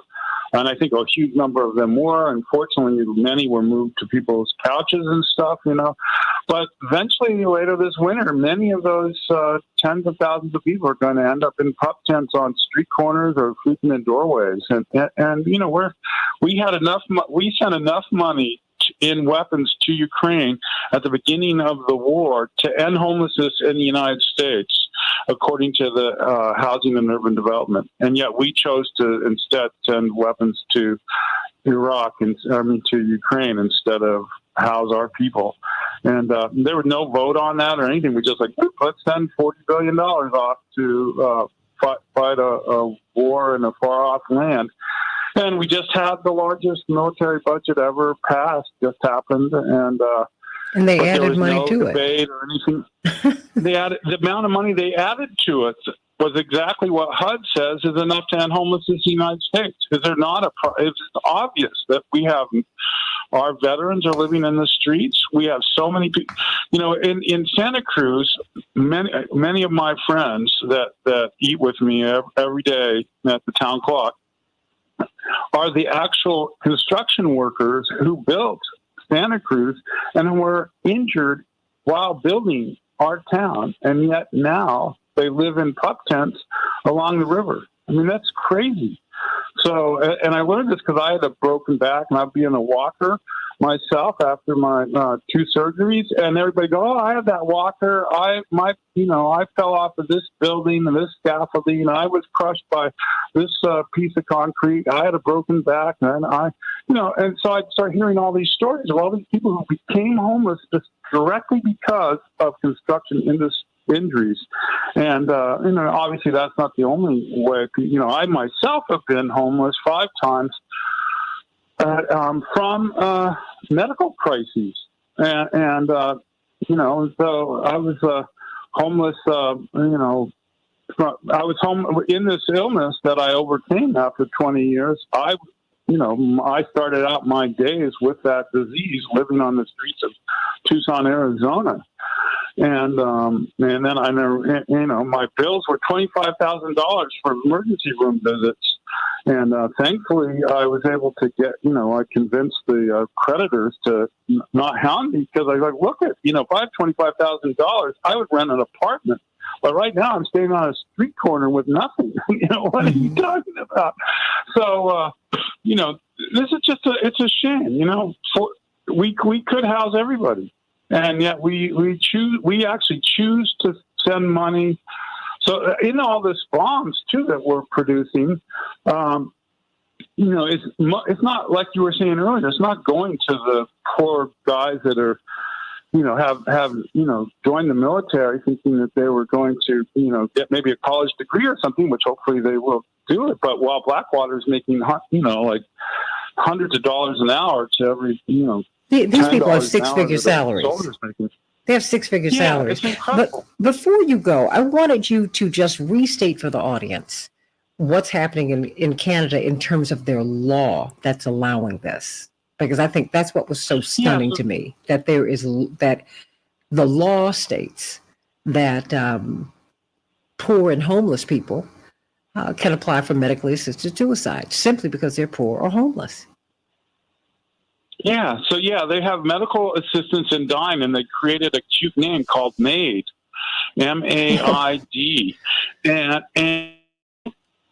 up until March, if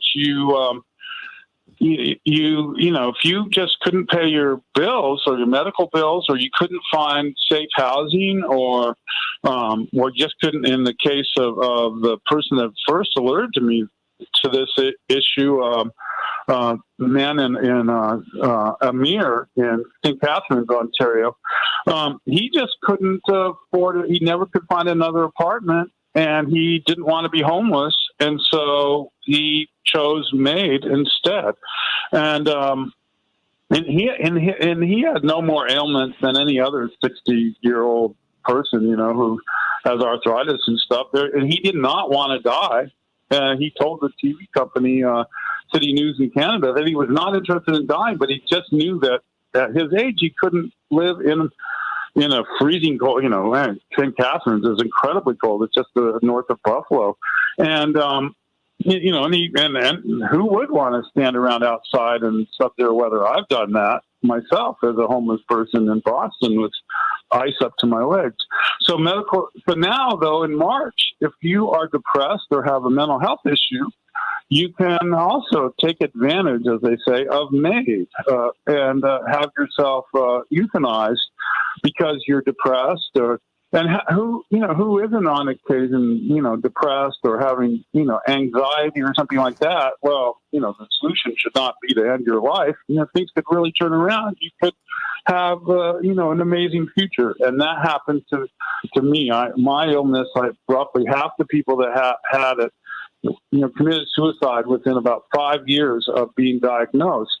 And fortunately, I cured myself with a water-only fast after suffering for 20 years, and it was horrible 20 years.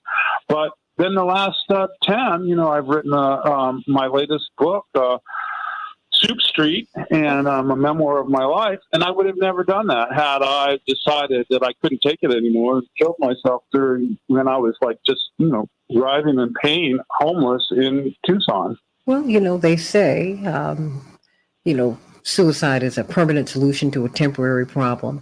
Just very quickly, I'm going to have you, I commit to having you back on the show. I want you to come back. God bless you, and thank you for blessing us. That what you've done unto the least of these, you've also done unto me. That is what my Bible tells me. I want to know, how can we support you? How can we, because I know foodnotbombs.net. I know you need money. How can we support you? Yeah, you could go to food.bombs.net, and there's a donation button at the top. Also on Venmo, World Food Not Bombs, and say Keith McHenry on it to verify it. But there's a lot of food. You have groups in Chicago that need support and funding. We have, all over your listening area. There's like tons of Food Not Bombs chapters. But and then if you want us to redirect the donation to a specific city, we're happy to do that. So it's at foodnotbombs.net. Also, we have a hunger hotline, 1-800-884-1136. And I answer that phone and get calls from people whose SNAP has just, I don't know if you know this, but people with food stamps, it kind of comes and goes for people. Like all of a sudden, you don't really have any money and you don't know what happened. And then it reappears, fortunately, often with a little bit of struggle. But so I get calls like from desperate people looking for food from all over the United States and all over the world, actually, And so, it would be wonderful if people visited foodnotbombs.net and got an idea of either how to start a local Food Not Bombs group in your community or join a local chapter and help us cook and serve food, or make a donation. But we're an all-volunteer movement. We have no paid staff anywhere on earth. And we're in 1,000 cities of the world at least, maybe more. That was last count. And in 65 countries, including in Myanmar and Indonesia, Philippines. We got one of our oldest groups is in Johannesburg, South Africa, and they just started a Cape Town group there.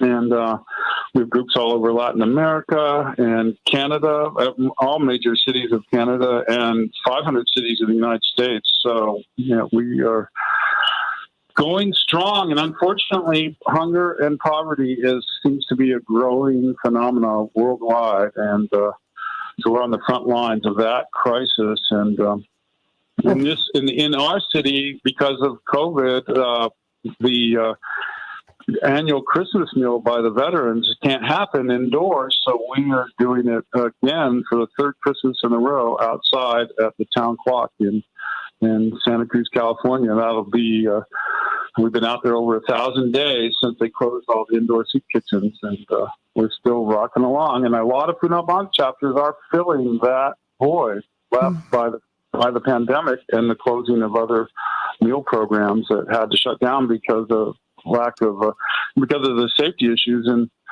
being indoors. So foodnotbombs.net.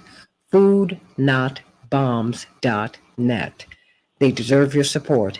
I'm going to have you back before the Christmas holiday next week, so that we can continue to keep this issue alive, because no law should say that because you're depressed, because you're poor, because you're homeless, you ought to consider suicide. Mark Fancher, you are deeply embedded in your Bible. This is just sin, Mark. Amen. Amen. That's for sure. Mark, what does that say about our society, in your opinion, before we go to this break? Well, I think that we've all been trained to value material possessions, wealth. We've been trained to be greedy. We've been trained to not care about others, and that sometimes manifests in these ways. We really we demand a complete reorientation, as to our values, our spiritual concerns, and we just need to go back to basics in terms of gaining a fundamental appreciation for human life and for the welfare of our fellow human beings. Well, indeed, one of the triplets that Dr. King said would kill us materially. He said we would be approaching spiritual death. We spent more money on the military than on programs of spiritual uplift. He said you can't be a thing-oriented society. You've got to be a people-oriented society. People have come to give us this good news, to let us know the way that we should live, and yet we continue to ignore it. No one should have to consider suicide anywhere in the world because the government says that you can. Because maybe, there's no room for you because you're not standing upright and perfect. You keep on living. You're going to have a day where you're going to be brought to your knees. Keep on living. That's going to happen to you. It's going to happen. And we shouldn't treat each other this way. don't know who you're throwing right. away. You don't, Keith McHenry, you don't know who you're throwing away. Jesus was born in a manger, and that's a fancy way of saying he was down there with the animals and their feces and their urine. That's where he was born. Yeah. Now, we're in this Christmas season. He was homeless and was running away from a government that was trying to kill the Hebrew boys. Are you serious right now? You all can't figure that out, and we're going to make it law, and you're going to have some doctor stand over you in the hospital to tell you that you need to, what? Well, you need to kill yourself because, you're an amputee. How are you going to get around? Well, you're precariously housed. You're unhoused. You're done now. Are you serious? We got to think about that, everybody, because we are approaching spiritual death if we think that is okay. Yeah, exactly. This is just, even to think of this as an idea, whoever thought of it, it's just like it's criminal. They do it all the and time. Open the doors to making it, Keith to make McHenry, it like normalized. we drop bombs on people every day. We don't pay attention because it's little brown and black people and poor white folks. Come on. We don't. No. We need to stop that. I've got one. I have 30 seconds. They belong to you. Well, thanks for having me. It's such an honor to be on your program, and I certainly look forward to communicating with people at foodnotbombs.net if you get a chance, and we really appreciate any donations and support. And again, the final thing is it's such an honor to be on your program. Well, you honor me. My mind. You honor me. So you honor me. I think of Mitch Snyder when I think of you in Washington, D.C., the champion of the homeless in Washington. Mitch. Oh, I knew Mr. Snyder, and I think of him today. I thank God for him today. Beautiful man, beautiful soul. Let's talk about Brittany Griner, everybody, and Paul Whelan. His case is a little bit more complicated than we're saying. He's got 4 passports, everybody. 4. 1, 2, 3, 4. He's a citizen of Canada, of Ireland, of Britain, and of the United States. Would that have been an even swap? Call me at 773-763-9278. And everybody, give your support to foodnotbombs.net. Back with more in just a few minutes. Beautiful. God bless you. Thanks, everyone. Bye-bye. Excuse me. Wow. You guys, thank you for being so patient. I just, when I first saw the story last, it was certainly a little more than a week ago. I was just I was not on the air. And I just said, you gotta be kidding me. You mean to tell me they've codified this into law that people can kill themselves if you can apply to have medically assisted suicide if you don't, if you are homeless? Are you serious? But I think of, what Karen Bass is doing in Los Angeles. She said, we got to deal with this homeless situation. Got to deal with it. So you guys, it's a lot. But I thank God for Mr. McHenry and the work that he's doing. And there's so much that we all need to do because it ought to be illegal. Certainly it's illegal in heaven for anyone to need food, to need housing. 16 million vacant units of housing in the United States. There's no reason for anyone to be without a place to live that is warm and that is decent. Okay, so here I go. I'm off the box this morning, but it just broke my heart, Attorney Fancher and Attorney Jones and Attorney Patillo, to hear, to read the stories of these people some of whom killed themselves because they saw no way out. But the government sanctioned it. In fact, the government gave them the tools to kill themselves. Horrible. Up in Canada. Coming to a city near you, you guys. So what about this Paul Whelan? We're going to come up in just a couple of minutes. What did you know that he had 4 passports? Anybody?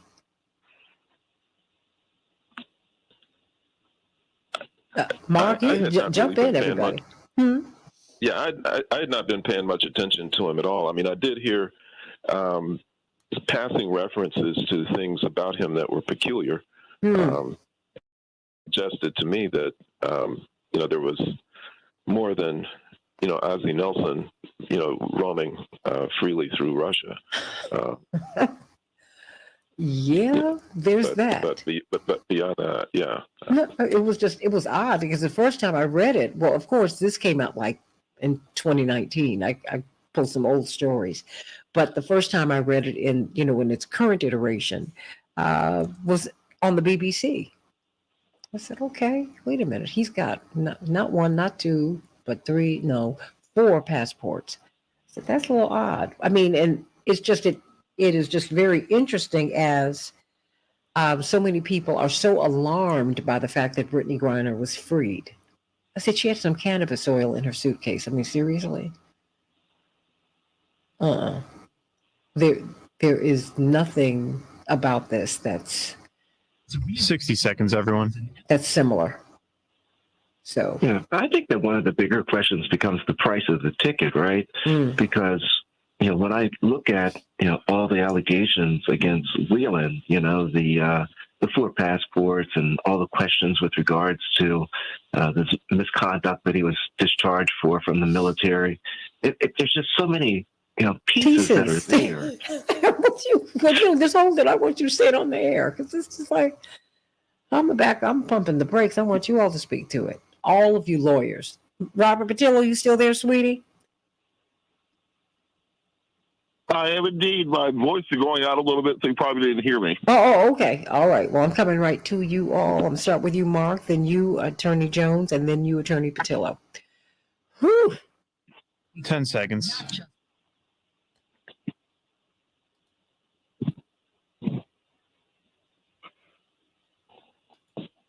We can change the world, change the world, change the world.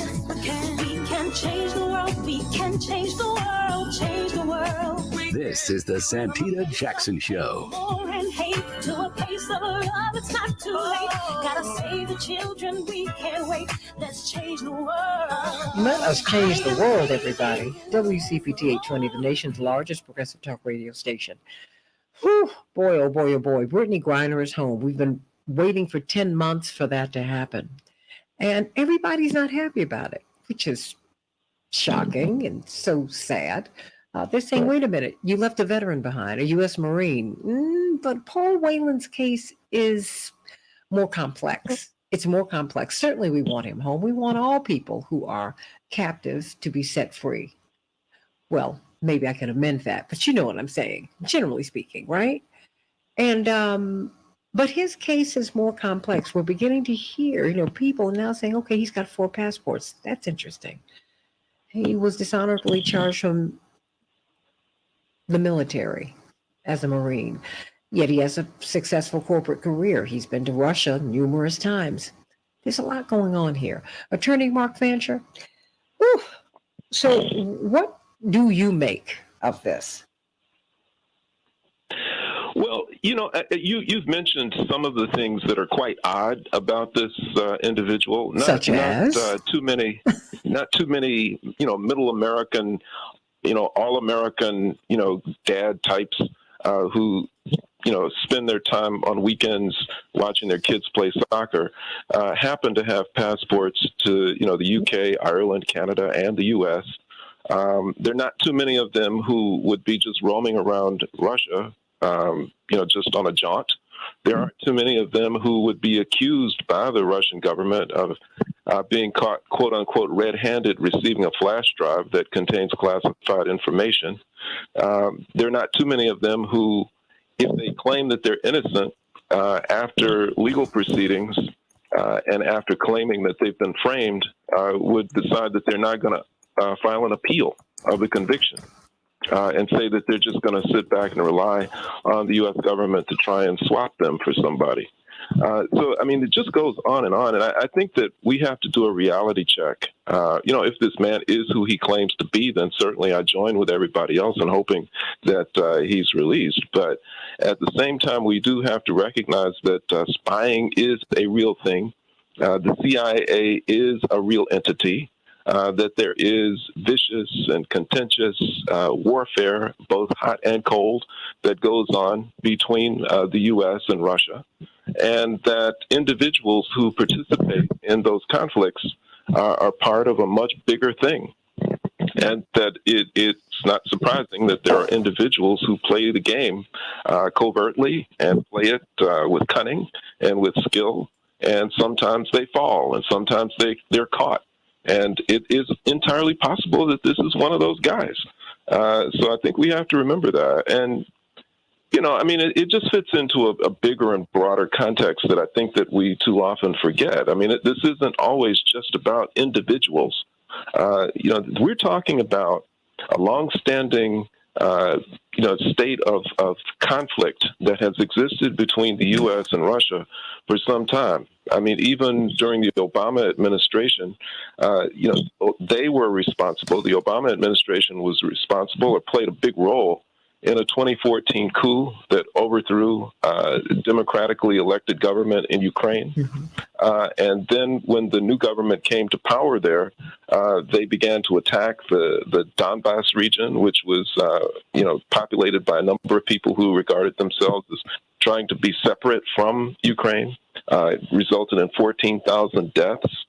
And then that new government violated 2015 peace accords. So this tension existed during the Obama administration, and it's not surprising that when Trump came into office, that Putin would conceivably think that, look, now I've got a dunce as the president, and maybe I can calm things down by playing to his ego and trying to get him to ease off, because it's clear to me as the head of state of Russia that NATO is trying to militarize the Ukraine-Russia border so that they can continue to agitate against my country and possibly even take it over. So let me play this dunce and get him to, you know, go along with me for a while. But when this dunce leaves office, then all of a sudden you've got somebody else who is very clear about the NATO agenda, who comes in and starts to agitate once again.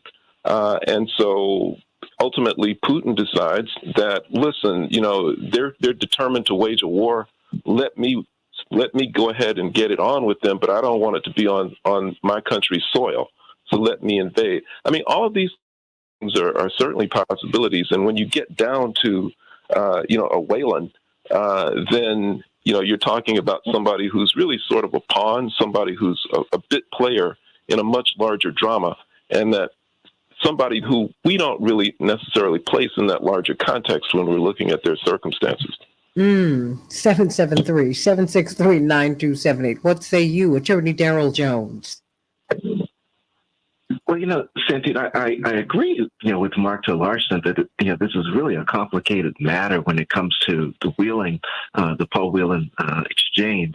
And, you know, it's just interesting, you know, there were a lot of discussions with regards to, did the, you know, U.S. give up too much when they did the exchange for Brittany Griner, that they should have included Whelan.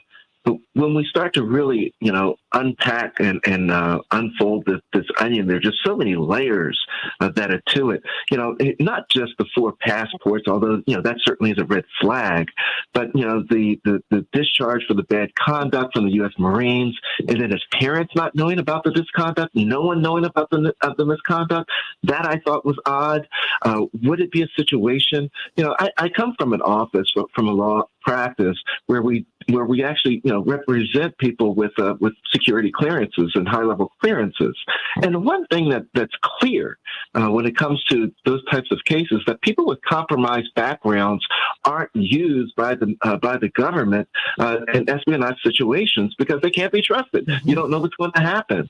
So if we have somebody that has the theft in their background, a bit bad conduct, discharge for theft in their background, is not necessarily someone that we're going to trust with sensitive information and to be put into that type of situation. So there's just so many levels that are being questioned with regards to this. You know, so when we start to it, then you see all the complications that exist in trying to truly understand what the Whelan controversy and release and all of it means. We also know, at least as it's been indicated, that he's had all these different types of relations with these young military guys, right? Both on the Russian military, the U.S. Marines that are there, and all of this happened in Russia, out of Russia, and all of this stuff that there are just so many pieces that seem to make this so complicated. And I don't mean to say that he's guilty of anything or not guilty of anything, but there's a lot of pieces that are out there that have got to be figured out in order to really understand what's going on. But, as Robert Patillo, and I'm sure Mark Thatcher would agree, that at a minimum, the kangaroo trial that he was given there was just horrible. To say that for their spy trials, they're done completely in secret, so no one knows anything that's going on. And the criminal defense attorney is under a non-disclosure agreement, so they can't talk about any part of the trial of what's going on. This sounds like Jussie Smollett. So much. I'm sorry. Remember when they turned off the cameras and the judge allegedly lunged at his defense counsel? I'm like, okay. So we can't talk about kangaroo courts. Over the past year, we have seen how kangaroo our courts are. But he who has mastered kangaroo court can identify kangaroo court, right? Yeah, you can. I'm just an observer. You're the attorney, brilliant attorney you are too. Like Jesus. But you're right. There's so many. When we were on break, you said, Santita, there's so many. You and I said at the same time, pieces. Because the corporate media are not telling us these pieces. They just say, you traded a veteran for a basketball player. Wait a minute. First of all, she's a highly skilled individual. She's at the top of her game. And thank God she was released. Mercifully, she was released. Okay, but y'all ain't letting us know everything that's... I mean, clearly there's something going on here. Robert Patillo, are you still with us? I am indeed. Robert, I mean, because we're not hearing all these other pieces, right? I mean, I had to go to a BBC report. Now, mind you, the reports on him and his passports from the New York Times, this is a 3-year-old story. But this is something that's not being put forward in the corporate media today. Well, it's about narrative, about narrative building, and how do you create a message around the narrative you want to put out there. Remember, America's goal is to continue this war going forward and to keep public support behind it. So you have to have a narrative to keep that going. Now that Brittany Griner is home, many American voters are of the mindset, okay, well, why are we continuing to support the war in Ukraine that's been dragging on and on and on? To the point that we're now over $90 billion invested in the war there, and they're at a full stalemate. So you have to create these storylines. Now it's going to be, well, let's keep this fight going for Paul because we have to get Paul back home. Because you have to keep the messaging going because the military-industrial complex demands it. The beast must be fed. We can, as we were talking about earlier, we cannot afford to house the homeless. We cannot afford to educate the youth. We cannot afford to care for the sick and infirm. But we can't afford to keep bombing people around the world in order to maintain hegemonic power and authority globally. To the point that we were making earlier about homelessness, let's remember something. In this country, 40+% of food is thrown away. We have enough food to feed every man, woman, and child and make them obese. We produce more than any nation has ever produced in the history of Earth. We have enough housing for every man, woman, and child to live comfortably, not just to have a shack or a shanty or a tent, but to live in some prime oceanfront real estate if we really wanted to. We just choose not to. These are the policy decisions of America. These are the things that are done in our names as taxpayers, as American citizens. So when we go around the world, we waving the flag, and sometimes people have negative reactions to such. We need to understand that this is the imagery that's being put out worldwide. This is the non-Disney branding of America that they see. And Paul Whelan, I think we need to, one thing we do know about Brittany Griner was she's a completely innocent woman who was falsely accused of drug smuggling for having residue in a bag. I think we can all agree she does not deserve prison. I don't know anything about Paul. The more that comes out, the stranger the story gets. And from the people that I know inside of Russia, the demands for the release of Paul Whelan were far higher. Everything from sanctions relief from the West to the reduction or ending of our arms sales to Ukraine. It was a very hefty price tag. So for the people on social media who last week they were athletic directors and HBCU football coaching experts, then the week after that, they're World Cup experts, and now this week they're foreign policy and hostage negotiation experts. Pump the brakes a little bit to get the totality of the story, and understand that we have to look at all the layers here, and not just the headlines of the news to say a Marine abandoned and Black basketball player rescued. We have to look a bit deeper into it, exactly what the negotiations were, because we cannot put American sovereignty and national security at risk in order to make some good media hashtags. Because Mark Fancher, absolutely. The narrative is Black woman, basketball player, freed. But this upstanding Marine, we didn't know he was dishonorably discharged. I mean, I'm not hating for larceny. We did not know that. We didn't know a lot of things. But he's been able to recover. I mean, many people, get, these marks on their record and they are not able to recover, but he's able to do that. That's fine.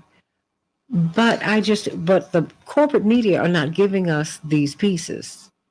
I'm wondering if it would make a real difference, because it seems like some people just want to hate Brittany Griner for various and sundry reasons, and you all need to leave that child alone. In fact, everybody who met her in the prisoner transfer were absolutely impressed with her. They said her humility, her kindness, the fact that she went on the plane and greeted everybody who was involved in getting her home. Have you seen her wife? The grace and dignity that she has exhibited? No. These are fine human beings. And so Mark Fancher, I mean, the narrative is running counter to the substance of, I think, of what we're seeing here. I mean, I want everybody to be home with their families, but there's something else. It seems like there's something else going on here. But, the media are going on down the street with this story that it's a basketball player and a veteran. And that's not exactly what happened here.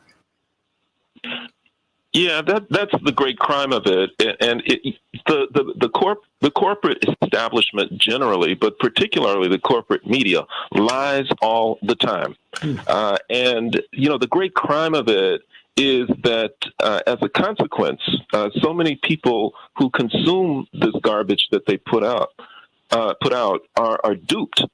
They're persuaded to accept a reality or to believe that reality is really something that's different from what they're hearing, from the media. And so what we've got is this narrative that they've put out. And, just how would most people feel if ultimately it's determined and established that Paul Whelan really is a CIA agent? And not only that, maybe not necessarily an agent, but an operative or someone who has very shady kinds of, things in his past, engages in all kinds of shady activities, and was just functioning as someone who was carrying out tasks for U.S. espionage and U.S. intelligence. How would we feel then in making the kind of comparisons that we're making now between him and Brittany Griner? We really have to be careful about what we hear through the media and what's going on. And we have to be careful generally about how this entire conflict between Russia and Ukraine, the U.S. involvement in all of this, is portrayed and communicated to us. While we're carrying on and we're all upset and we're pointing fingers at Russia for having detained not just Brittany Griner, but Paul Whelan. At the same time, we're forgetting the many innocent, completely innocent Africans in Ukraine who were being held captive when the war first broke out. Everybody was trying to leave the country, And the Africans were told, get to the back of the line. You can't leave. They were in other ways humiliated. They were in other ways made to feel that they were somehow less than the white Ukrainians who were trying to exit the country. They were being held captive, and there was very little outcry, very little concern about these people. But yet, the U.S. wants to point at Russia and say that they are somehow the evil actor, without looking at Ukraine and at the same time encouraging the country, our country, to say that we should embrace them as noble, as waging this noble struggle, this noble resistance against Russian expansion. We have to be really, really careful about the narrative that we get, because very often the reality, the details, contradict what we're being told. That's what I'm seeing. David from San Francisco. David, what's on your mind? Oh, thanks, Santita and guests. What I was interested in was more the corporate spying angle of this.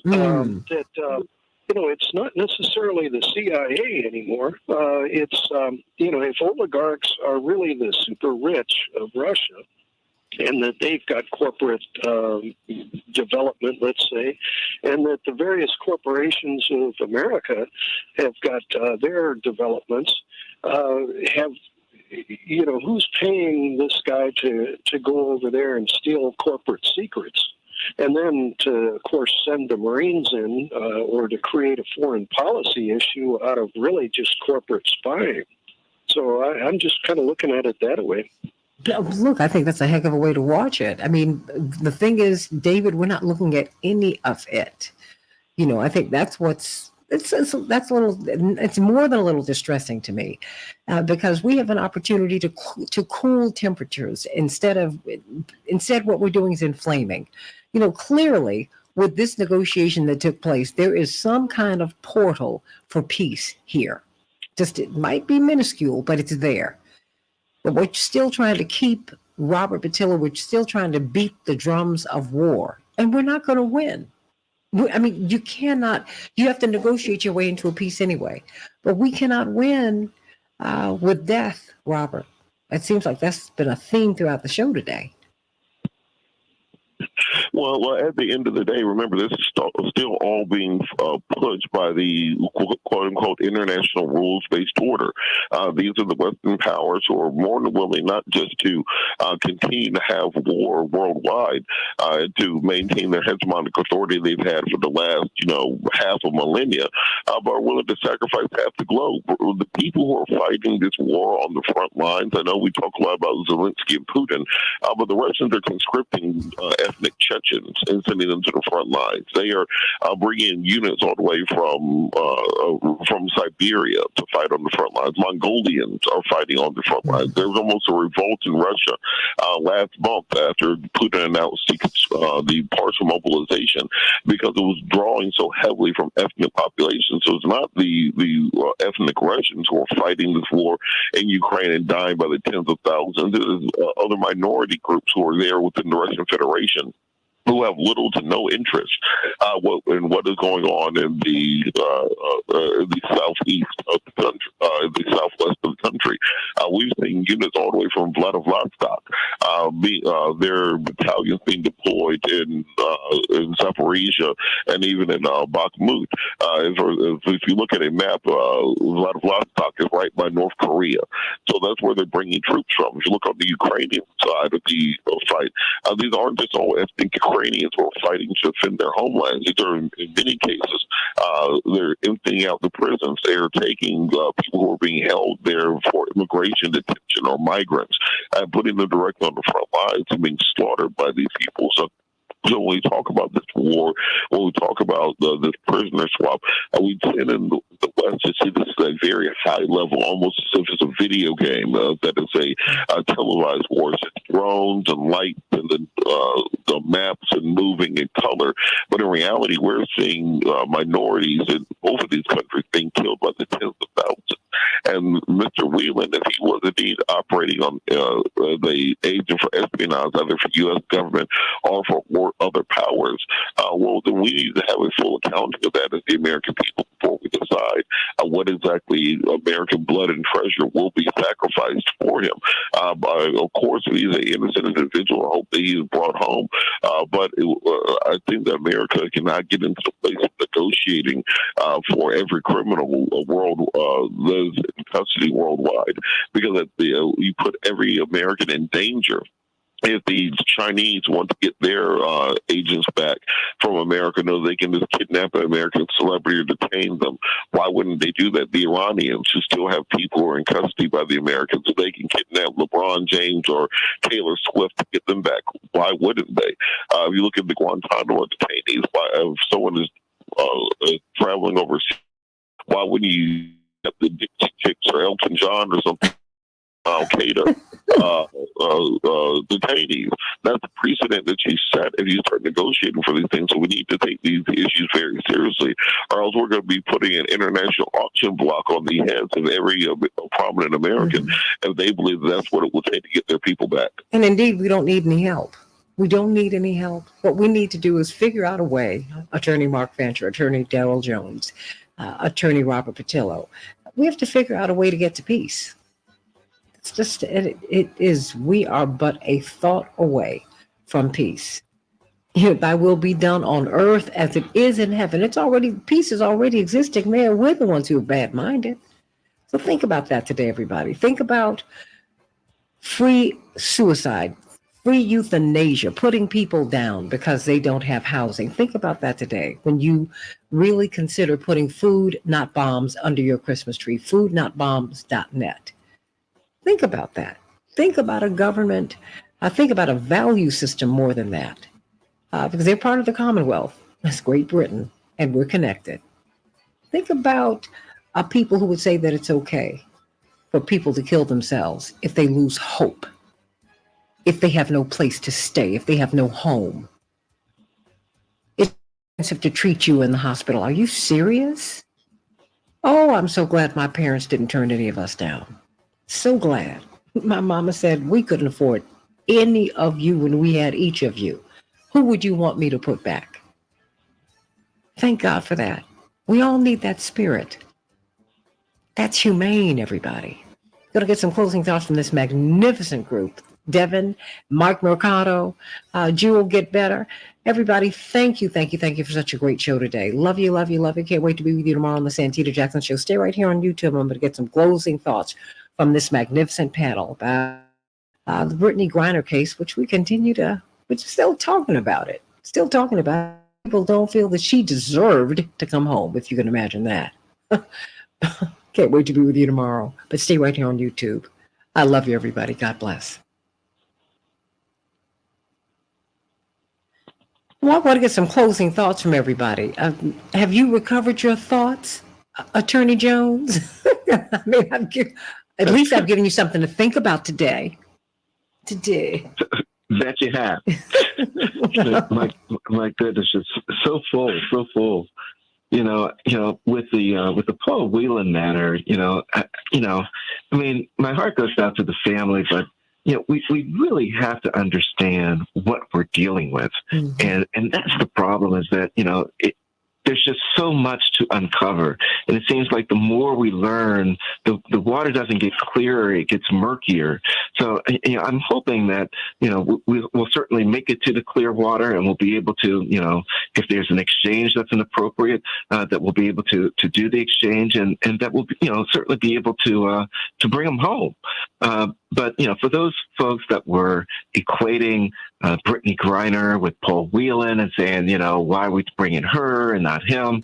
I think that as we uncover more, we understand why it was, I'll use the term, easier to negotiate for Brittany Griner's release, who did not have all of this cloudy water surrounding her, as it was for Paul Whelan, who does appear to have at least a lot of cloudy water that's surrounding his potential release and whatever it was that was going on, if anything, while he was over in Russia at preparing to attend the wedding.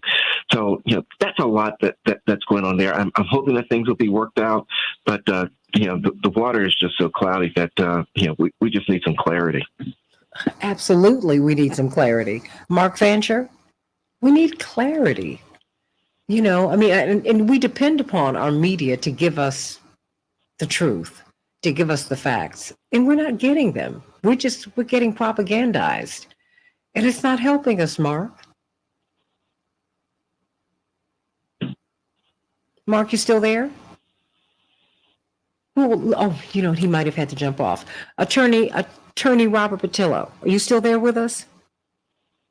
I am indeed, and Santita, on that point, I think that both of the stories that you covered today just put into perspective the fact that we just had a midterm election cycle where billions and billions of dollars were spent on campaign ads, consultants, mailers, door knockers, etc., for almost 2 years leading up to it.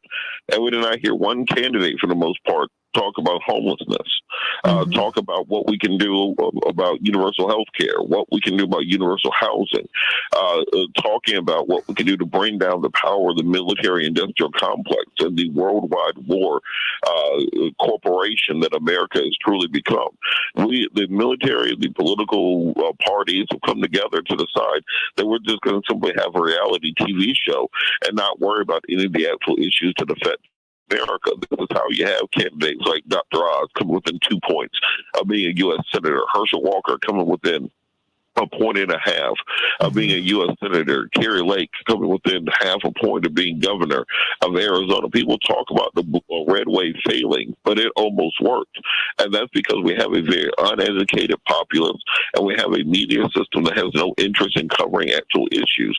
Imagine a debate where they ask somebody like a Ron Johnson what would be his plan to reduce the imprint of the military-industrial complex on the American budgeting process.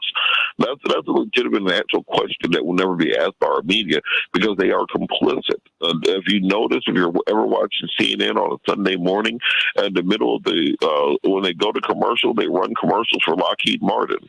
They run commercials for Boeing and Honeywell and Raytheon and every other massive defense contractor and pharmaceutical contractor in the world because the networks stay on air because of the dollars of those same corporations that lobby those same politicians to spend our tax dollars against the interest of us. So until we're willing to bring down that system, we're going to continually be on the treadmill. It's going to be very difficult for us to get off it and deal with the actual issues facing everyday Americans. Do you have anything to add, Attorney Jones? I think he might have had to go too. Well, Attorney Patillo, I hope you got something from these shows today, and I hope you'll have Mr. McHenry on your brilliant show on WAOK. Oh yeah, because when I heard this story, when I heard that this is now the law in Canada, first it was for medically assisted suicides for people who are gravely ill, who are terminally ill, but they continue to add to it. That's what's so disturbing to me. They just continue to add. And then now they have moved into, the social condition, not your physical condition. Are you homeless? Are you depressed? Are you chronically or acutely mentally ill? I said, whoa, wait a minute. And then standing over people in their hospital bed, Robert Patillo, trying to convince them to get in the MAID program, the medically assisted. Oh my gosh. Are you serious right now? That you would walk into someone's hospital room and tell them and try to convince them to kill themselves? Woo! We've seen this historically, that in societies, when they can't figure out what to do with the poor people, often the answer they come up with is to just kill them. And that is reality, whether it's the forced euthanasia in the United States of America, forced sterilization programs that we saw throughout the British and French empires, the final solution that we saw from the Nazis. are all the same, which is that there's a group that we feel are economically unproductive or that do not fit who we believe should represent this country or this society. The society always decides to kill them. And if you think America is any different, look at our history. Do you think Canada is this bright, shining city on the hill that doesn't do the things America does? They're from the same colonial masters. We are brothers and sisters from the same rotten tree. And if we're not willing to look at the system for what it is and make the actual structural changes, we are so comfortable within this system that we are willing to sacrifice our middle class comforts for the lives of others, that we are complicit with everything that they do in the name of upholding capitalism or upholding their position within the system. And what we do to others will eventually be done unto us. Because the callousness with which we view other people, the insensitivity, the lack of regard that we have for other people's lives, we see a government has officially for its civilian citizens. Okay? And I'm just saying, I think we need to watch it. Dr. King said we cannot become a thing-oriented society. He warned us about spending more money on the military budget than on programs of social uplift. He said, if you continue to do all of these things, drop these bombs overseas that will explode at home, he said, we will approach spiritual death. We can't make it like this, everybody. We can't. Robert, it's the law in Canada. There was oh my gosh. I can't. There was a thought experiment that Neil deGrasse Tyson posited years ago. But he said, imagine if since World War II, the entire worldwide military budget, the entire military budget from the end of the Second World War till now have been redirected towards science and technology. Had been redirected towards social programs and environmental programs and things for the uplift of humanity. And even right now, the U.S. military budget is close to $1 trillion a year, once you add all things considered, between the $813 billion, the hard budget, VA budget, R&D budget. We're literally talking about $1 trillion a year just on defense for America. If you take that across the globe, this planet spends about $20 trillion a year just to defend itself from other people on this planet. Imagine we put that towards any other useful endeavor as a species, as a civilization. We have to get towards that mindset, because as long as we're continuously on this global war mindset, we are headed for nothing but destruction. 16 million units of housing in the United States. No one has to be homeless. No one. No one. No one. What did you say? 40% of the food that we consume, we throw away? If you go to the fanciest, most expensive restaurant you can think of in Chicago right now, at the end of the night, 40% of that food goes into a dumpster, and then that dumpster goes onto the back of a truck, and then that truck dumps into a landfill. We would literally rather throw away food instead of just giving it to people. That is part of our ethos as a nation, because the belief system of America has always been, if you give somebody something, they won't work for it. So it's better for us to throw it away than just to hand it to people. And we could solve, as we have said, we could solve homelessness, we could solve hunger, we could solve sickness. Right now, the resources we already have, we simply choose not to. Wait a minute. From a people who stole land from people and had people work without paying them to build it. It's like you're thinking, the thinking is so off, Robert. It's just really, really, it's just like you all, I don't like you guys, you don't hear yourselves. This is crazy. Crazy, crazy, crazy. So, I mean, your final thoughts about this. I mean, I've wanted to get to, I'm so glad that you were available today, because I have really, really wanted to get this story about what's happening in Canada. And thank you for being so patient, because I, of course, had planned to start the Brittany Griner story at the top of the hour.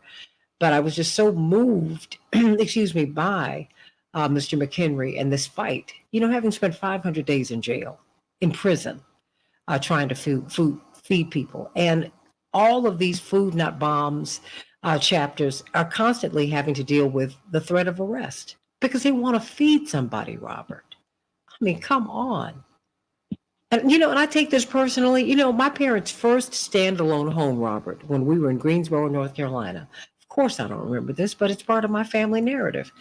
They lived in a housing project in Greensboro. My parents did not have parents they could call to get anything from.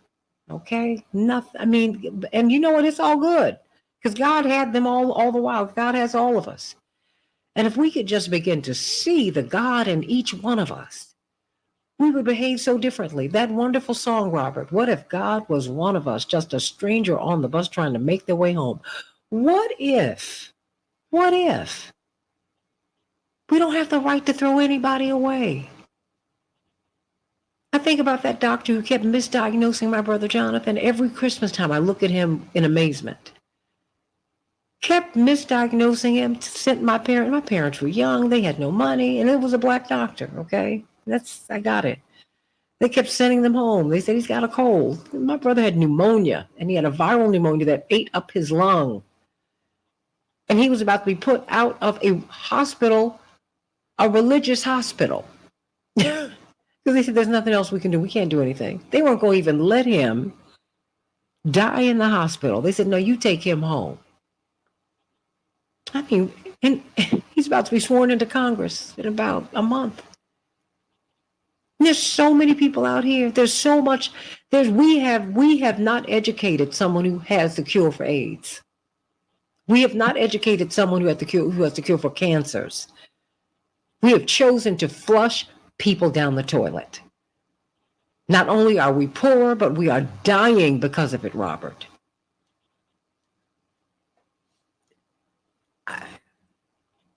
And we have some responsibility in this, everybody. We can stop this. We can turn the tide. We can stem the tide. We can turn the tide. But we have to care enough.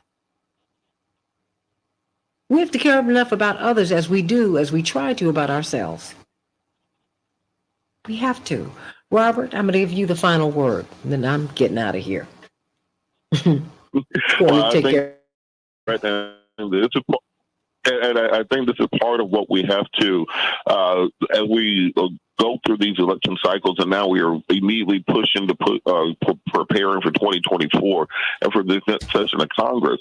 It's the job of the voters to overcome the lobbyists, to overcome the donors, to overcome the think tanks and special interest groups, and say, well, look, we are demanding from both parties, Republican or Democrat, that we do something about homelessness in this country, not treat it as a nuisance, but as a human rights issue, being one of the greatest nations on earth, quote unquote. We have to demand the dismantling of the military-industrial complex. We can go back to Eisenhower and Gil Scott-Heron talking about the military and the monetary coming together whenever it's necessary. We can see that this is part and parcel of what America is today. We are not a country. We are a glorified arms dealer. And if we continue to allow that to be the case, we will never be able to address and tackle many of these big issues. Everybody think about that. The brilliant attorney Robert Patillo. Your radio show comes on when? And what do you have any idea what you're going to be talking about? 1380. What is it now? I have no concept. Sundays 1 to 4, News and Talk 1380 WAOK, and I've given up on planning shows beforehand because the news cycle is too crazy. You know what? When you plan, God laughs. But that's why I'm up half the night, because I'm trying to, things might change, and then I have to, you have to take for granted. Don't take for granted that you can get your callers. Don't take for granted that you can get your guests. You have to be prepared to carry these 2, 3, 4 hours yourself, just in case anything happens. So, it's a tough gig. And you've been doing mornings too, bless your heart. But, I know they've been blessed by you. We have so missed you. But I'm so glad that you got a chance to be with your beautiful wife and spend some time with her. And I hope that she's well. Well, she is. So thank you so much. Okay, sending you much love, Robert Patillo.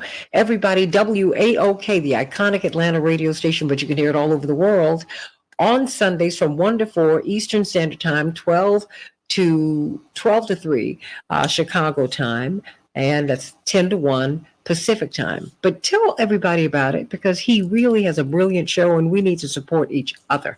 We need to support each other. We need to support each other. And I certainly support him. And I thank you for being so supportive of this show by coming on and being with us and sharing your brilliance, Robert. Yeah, well, thank you so much. And kind of the premise of our show is to cover the offbeat topics that we feel are not being covered by mainstream media.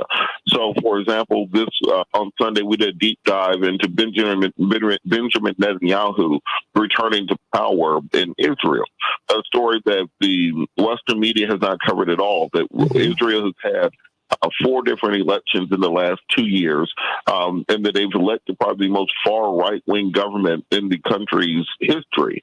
That they're expelling Africans from Israel, Jewish Africans. They're challenging their genetic lineage, saying that they do not get the same rights as other Jews. They're subjugating the Palestinians. They are violating every UN human rights law that we can think of. They have an unsanctioned nuclear program. The same one that we are sanctioning Iran for, but yet it still get preferential treatment of dollars from the American government every single year. That's a story that should be covered, but we don't hear about it in the mainstream media often. So I think kind of the premise of what we try to discuss is to weave in the top stories of the week, but also look at the things that are happening both nationally and internationally that you're not hearing about. You know, we did our first story on the Brittany Griner Victor Boot negotiations back in March. And a lot of people are just hearing about it now. So I think a big part of it is covering those things that we know will be big down the line, not following the kind of shiny objects that are in media, but making sure people are informed. Amen. You know, that's why I grab these off lines, you know, because not off the wall, the pieces that we're missing. You know, tomorrow I'm hoping to cover the fact that this study showed that the hundreds of Oath Keepers have worked for the Department of Homeland Security in recent years. I said, well, that's why they don't spy on us, because they'd be, how can you catch these the Oath Keepers and on and on and on and on? You know, these people who are seditious. No one's spying on them because they're the ones who do the spying. I mean, come on, Robert. What? What? And Black Lives Matter is the problem? Oh, look. Oh, we got to make a decision about who we are. Just really. Exactly. These are all decisions about what we actually care about as a nation. You can get distracted by Hunter Biden's laptop and Donald Trump's documents, or you can look at the $1 trillion being spent on military and bombings and interventions every year. There's a reason they keep you focused on some of this maybe don't matter the most on the global stage. This is just this. It's awful, but but we play that game. We go back and forth. We go back and forth with that. It's a game. It's a game, and it's not a game. We have let you know that people are deciding, are having to make decisions about whether they live or die, and they don't want to die, but they're having to make the decision because the government. They are so cruel. And these people, many of them feel, I mean, Robert, you saw, what was it, a week or two ago, there are 8 billion people on Earth. Instead of celebrating that, there was consternation. There was, oh my gosh, there are too many people. What are we going to do about population control? I told you, my mama said, when I had each one of you, couldn't afford any of you. But who was I going to put back? I mean, really? Oh, Robert.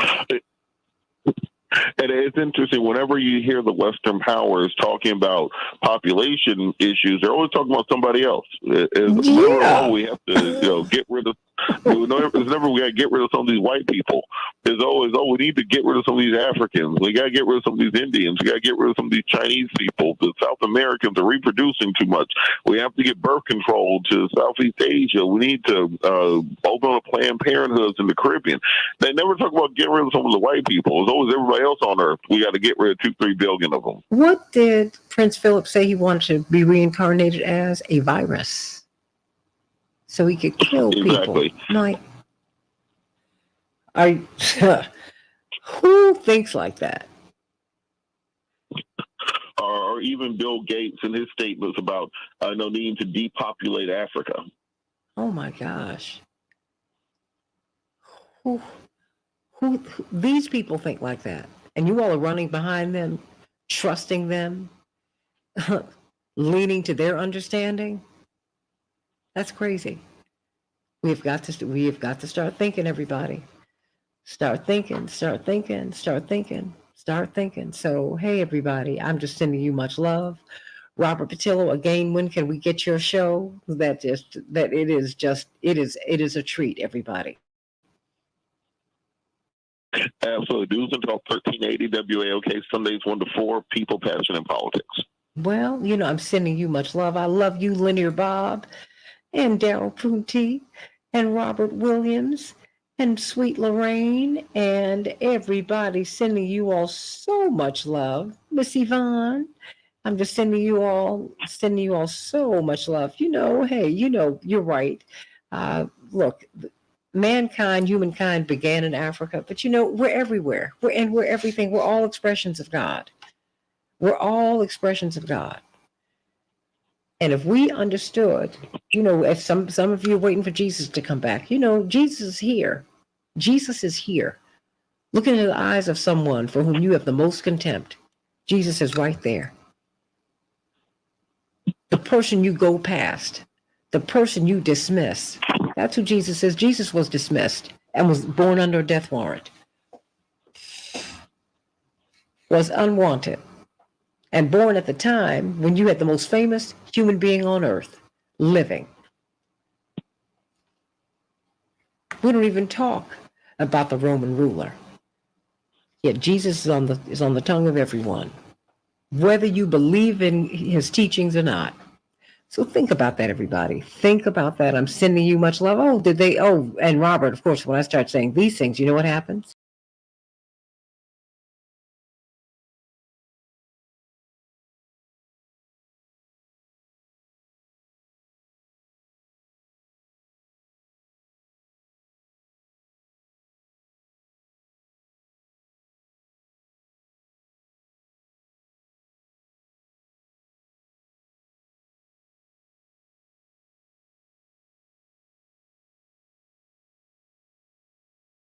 That part. And I'm just letting you know that I see you, and I hope you, even though you cannot see me, you just see me and just know that I'm here with you. Okay.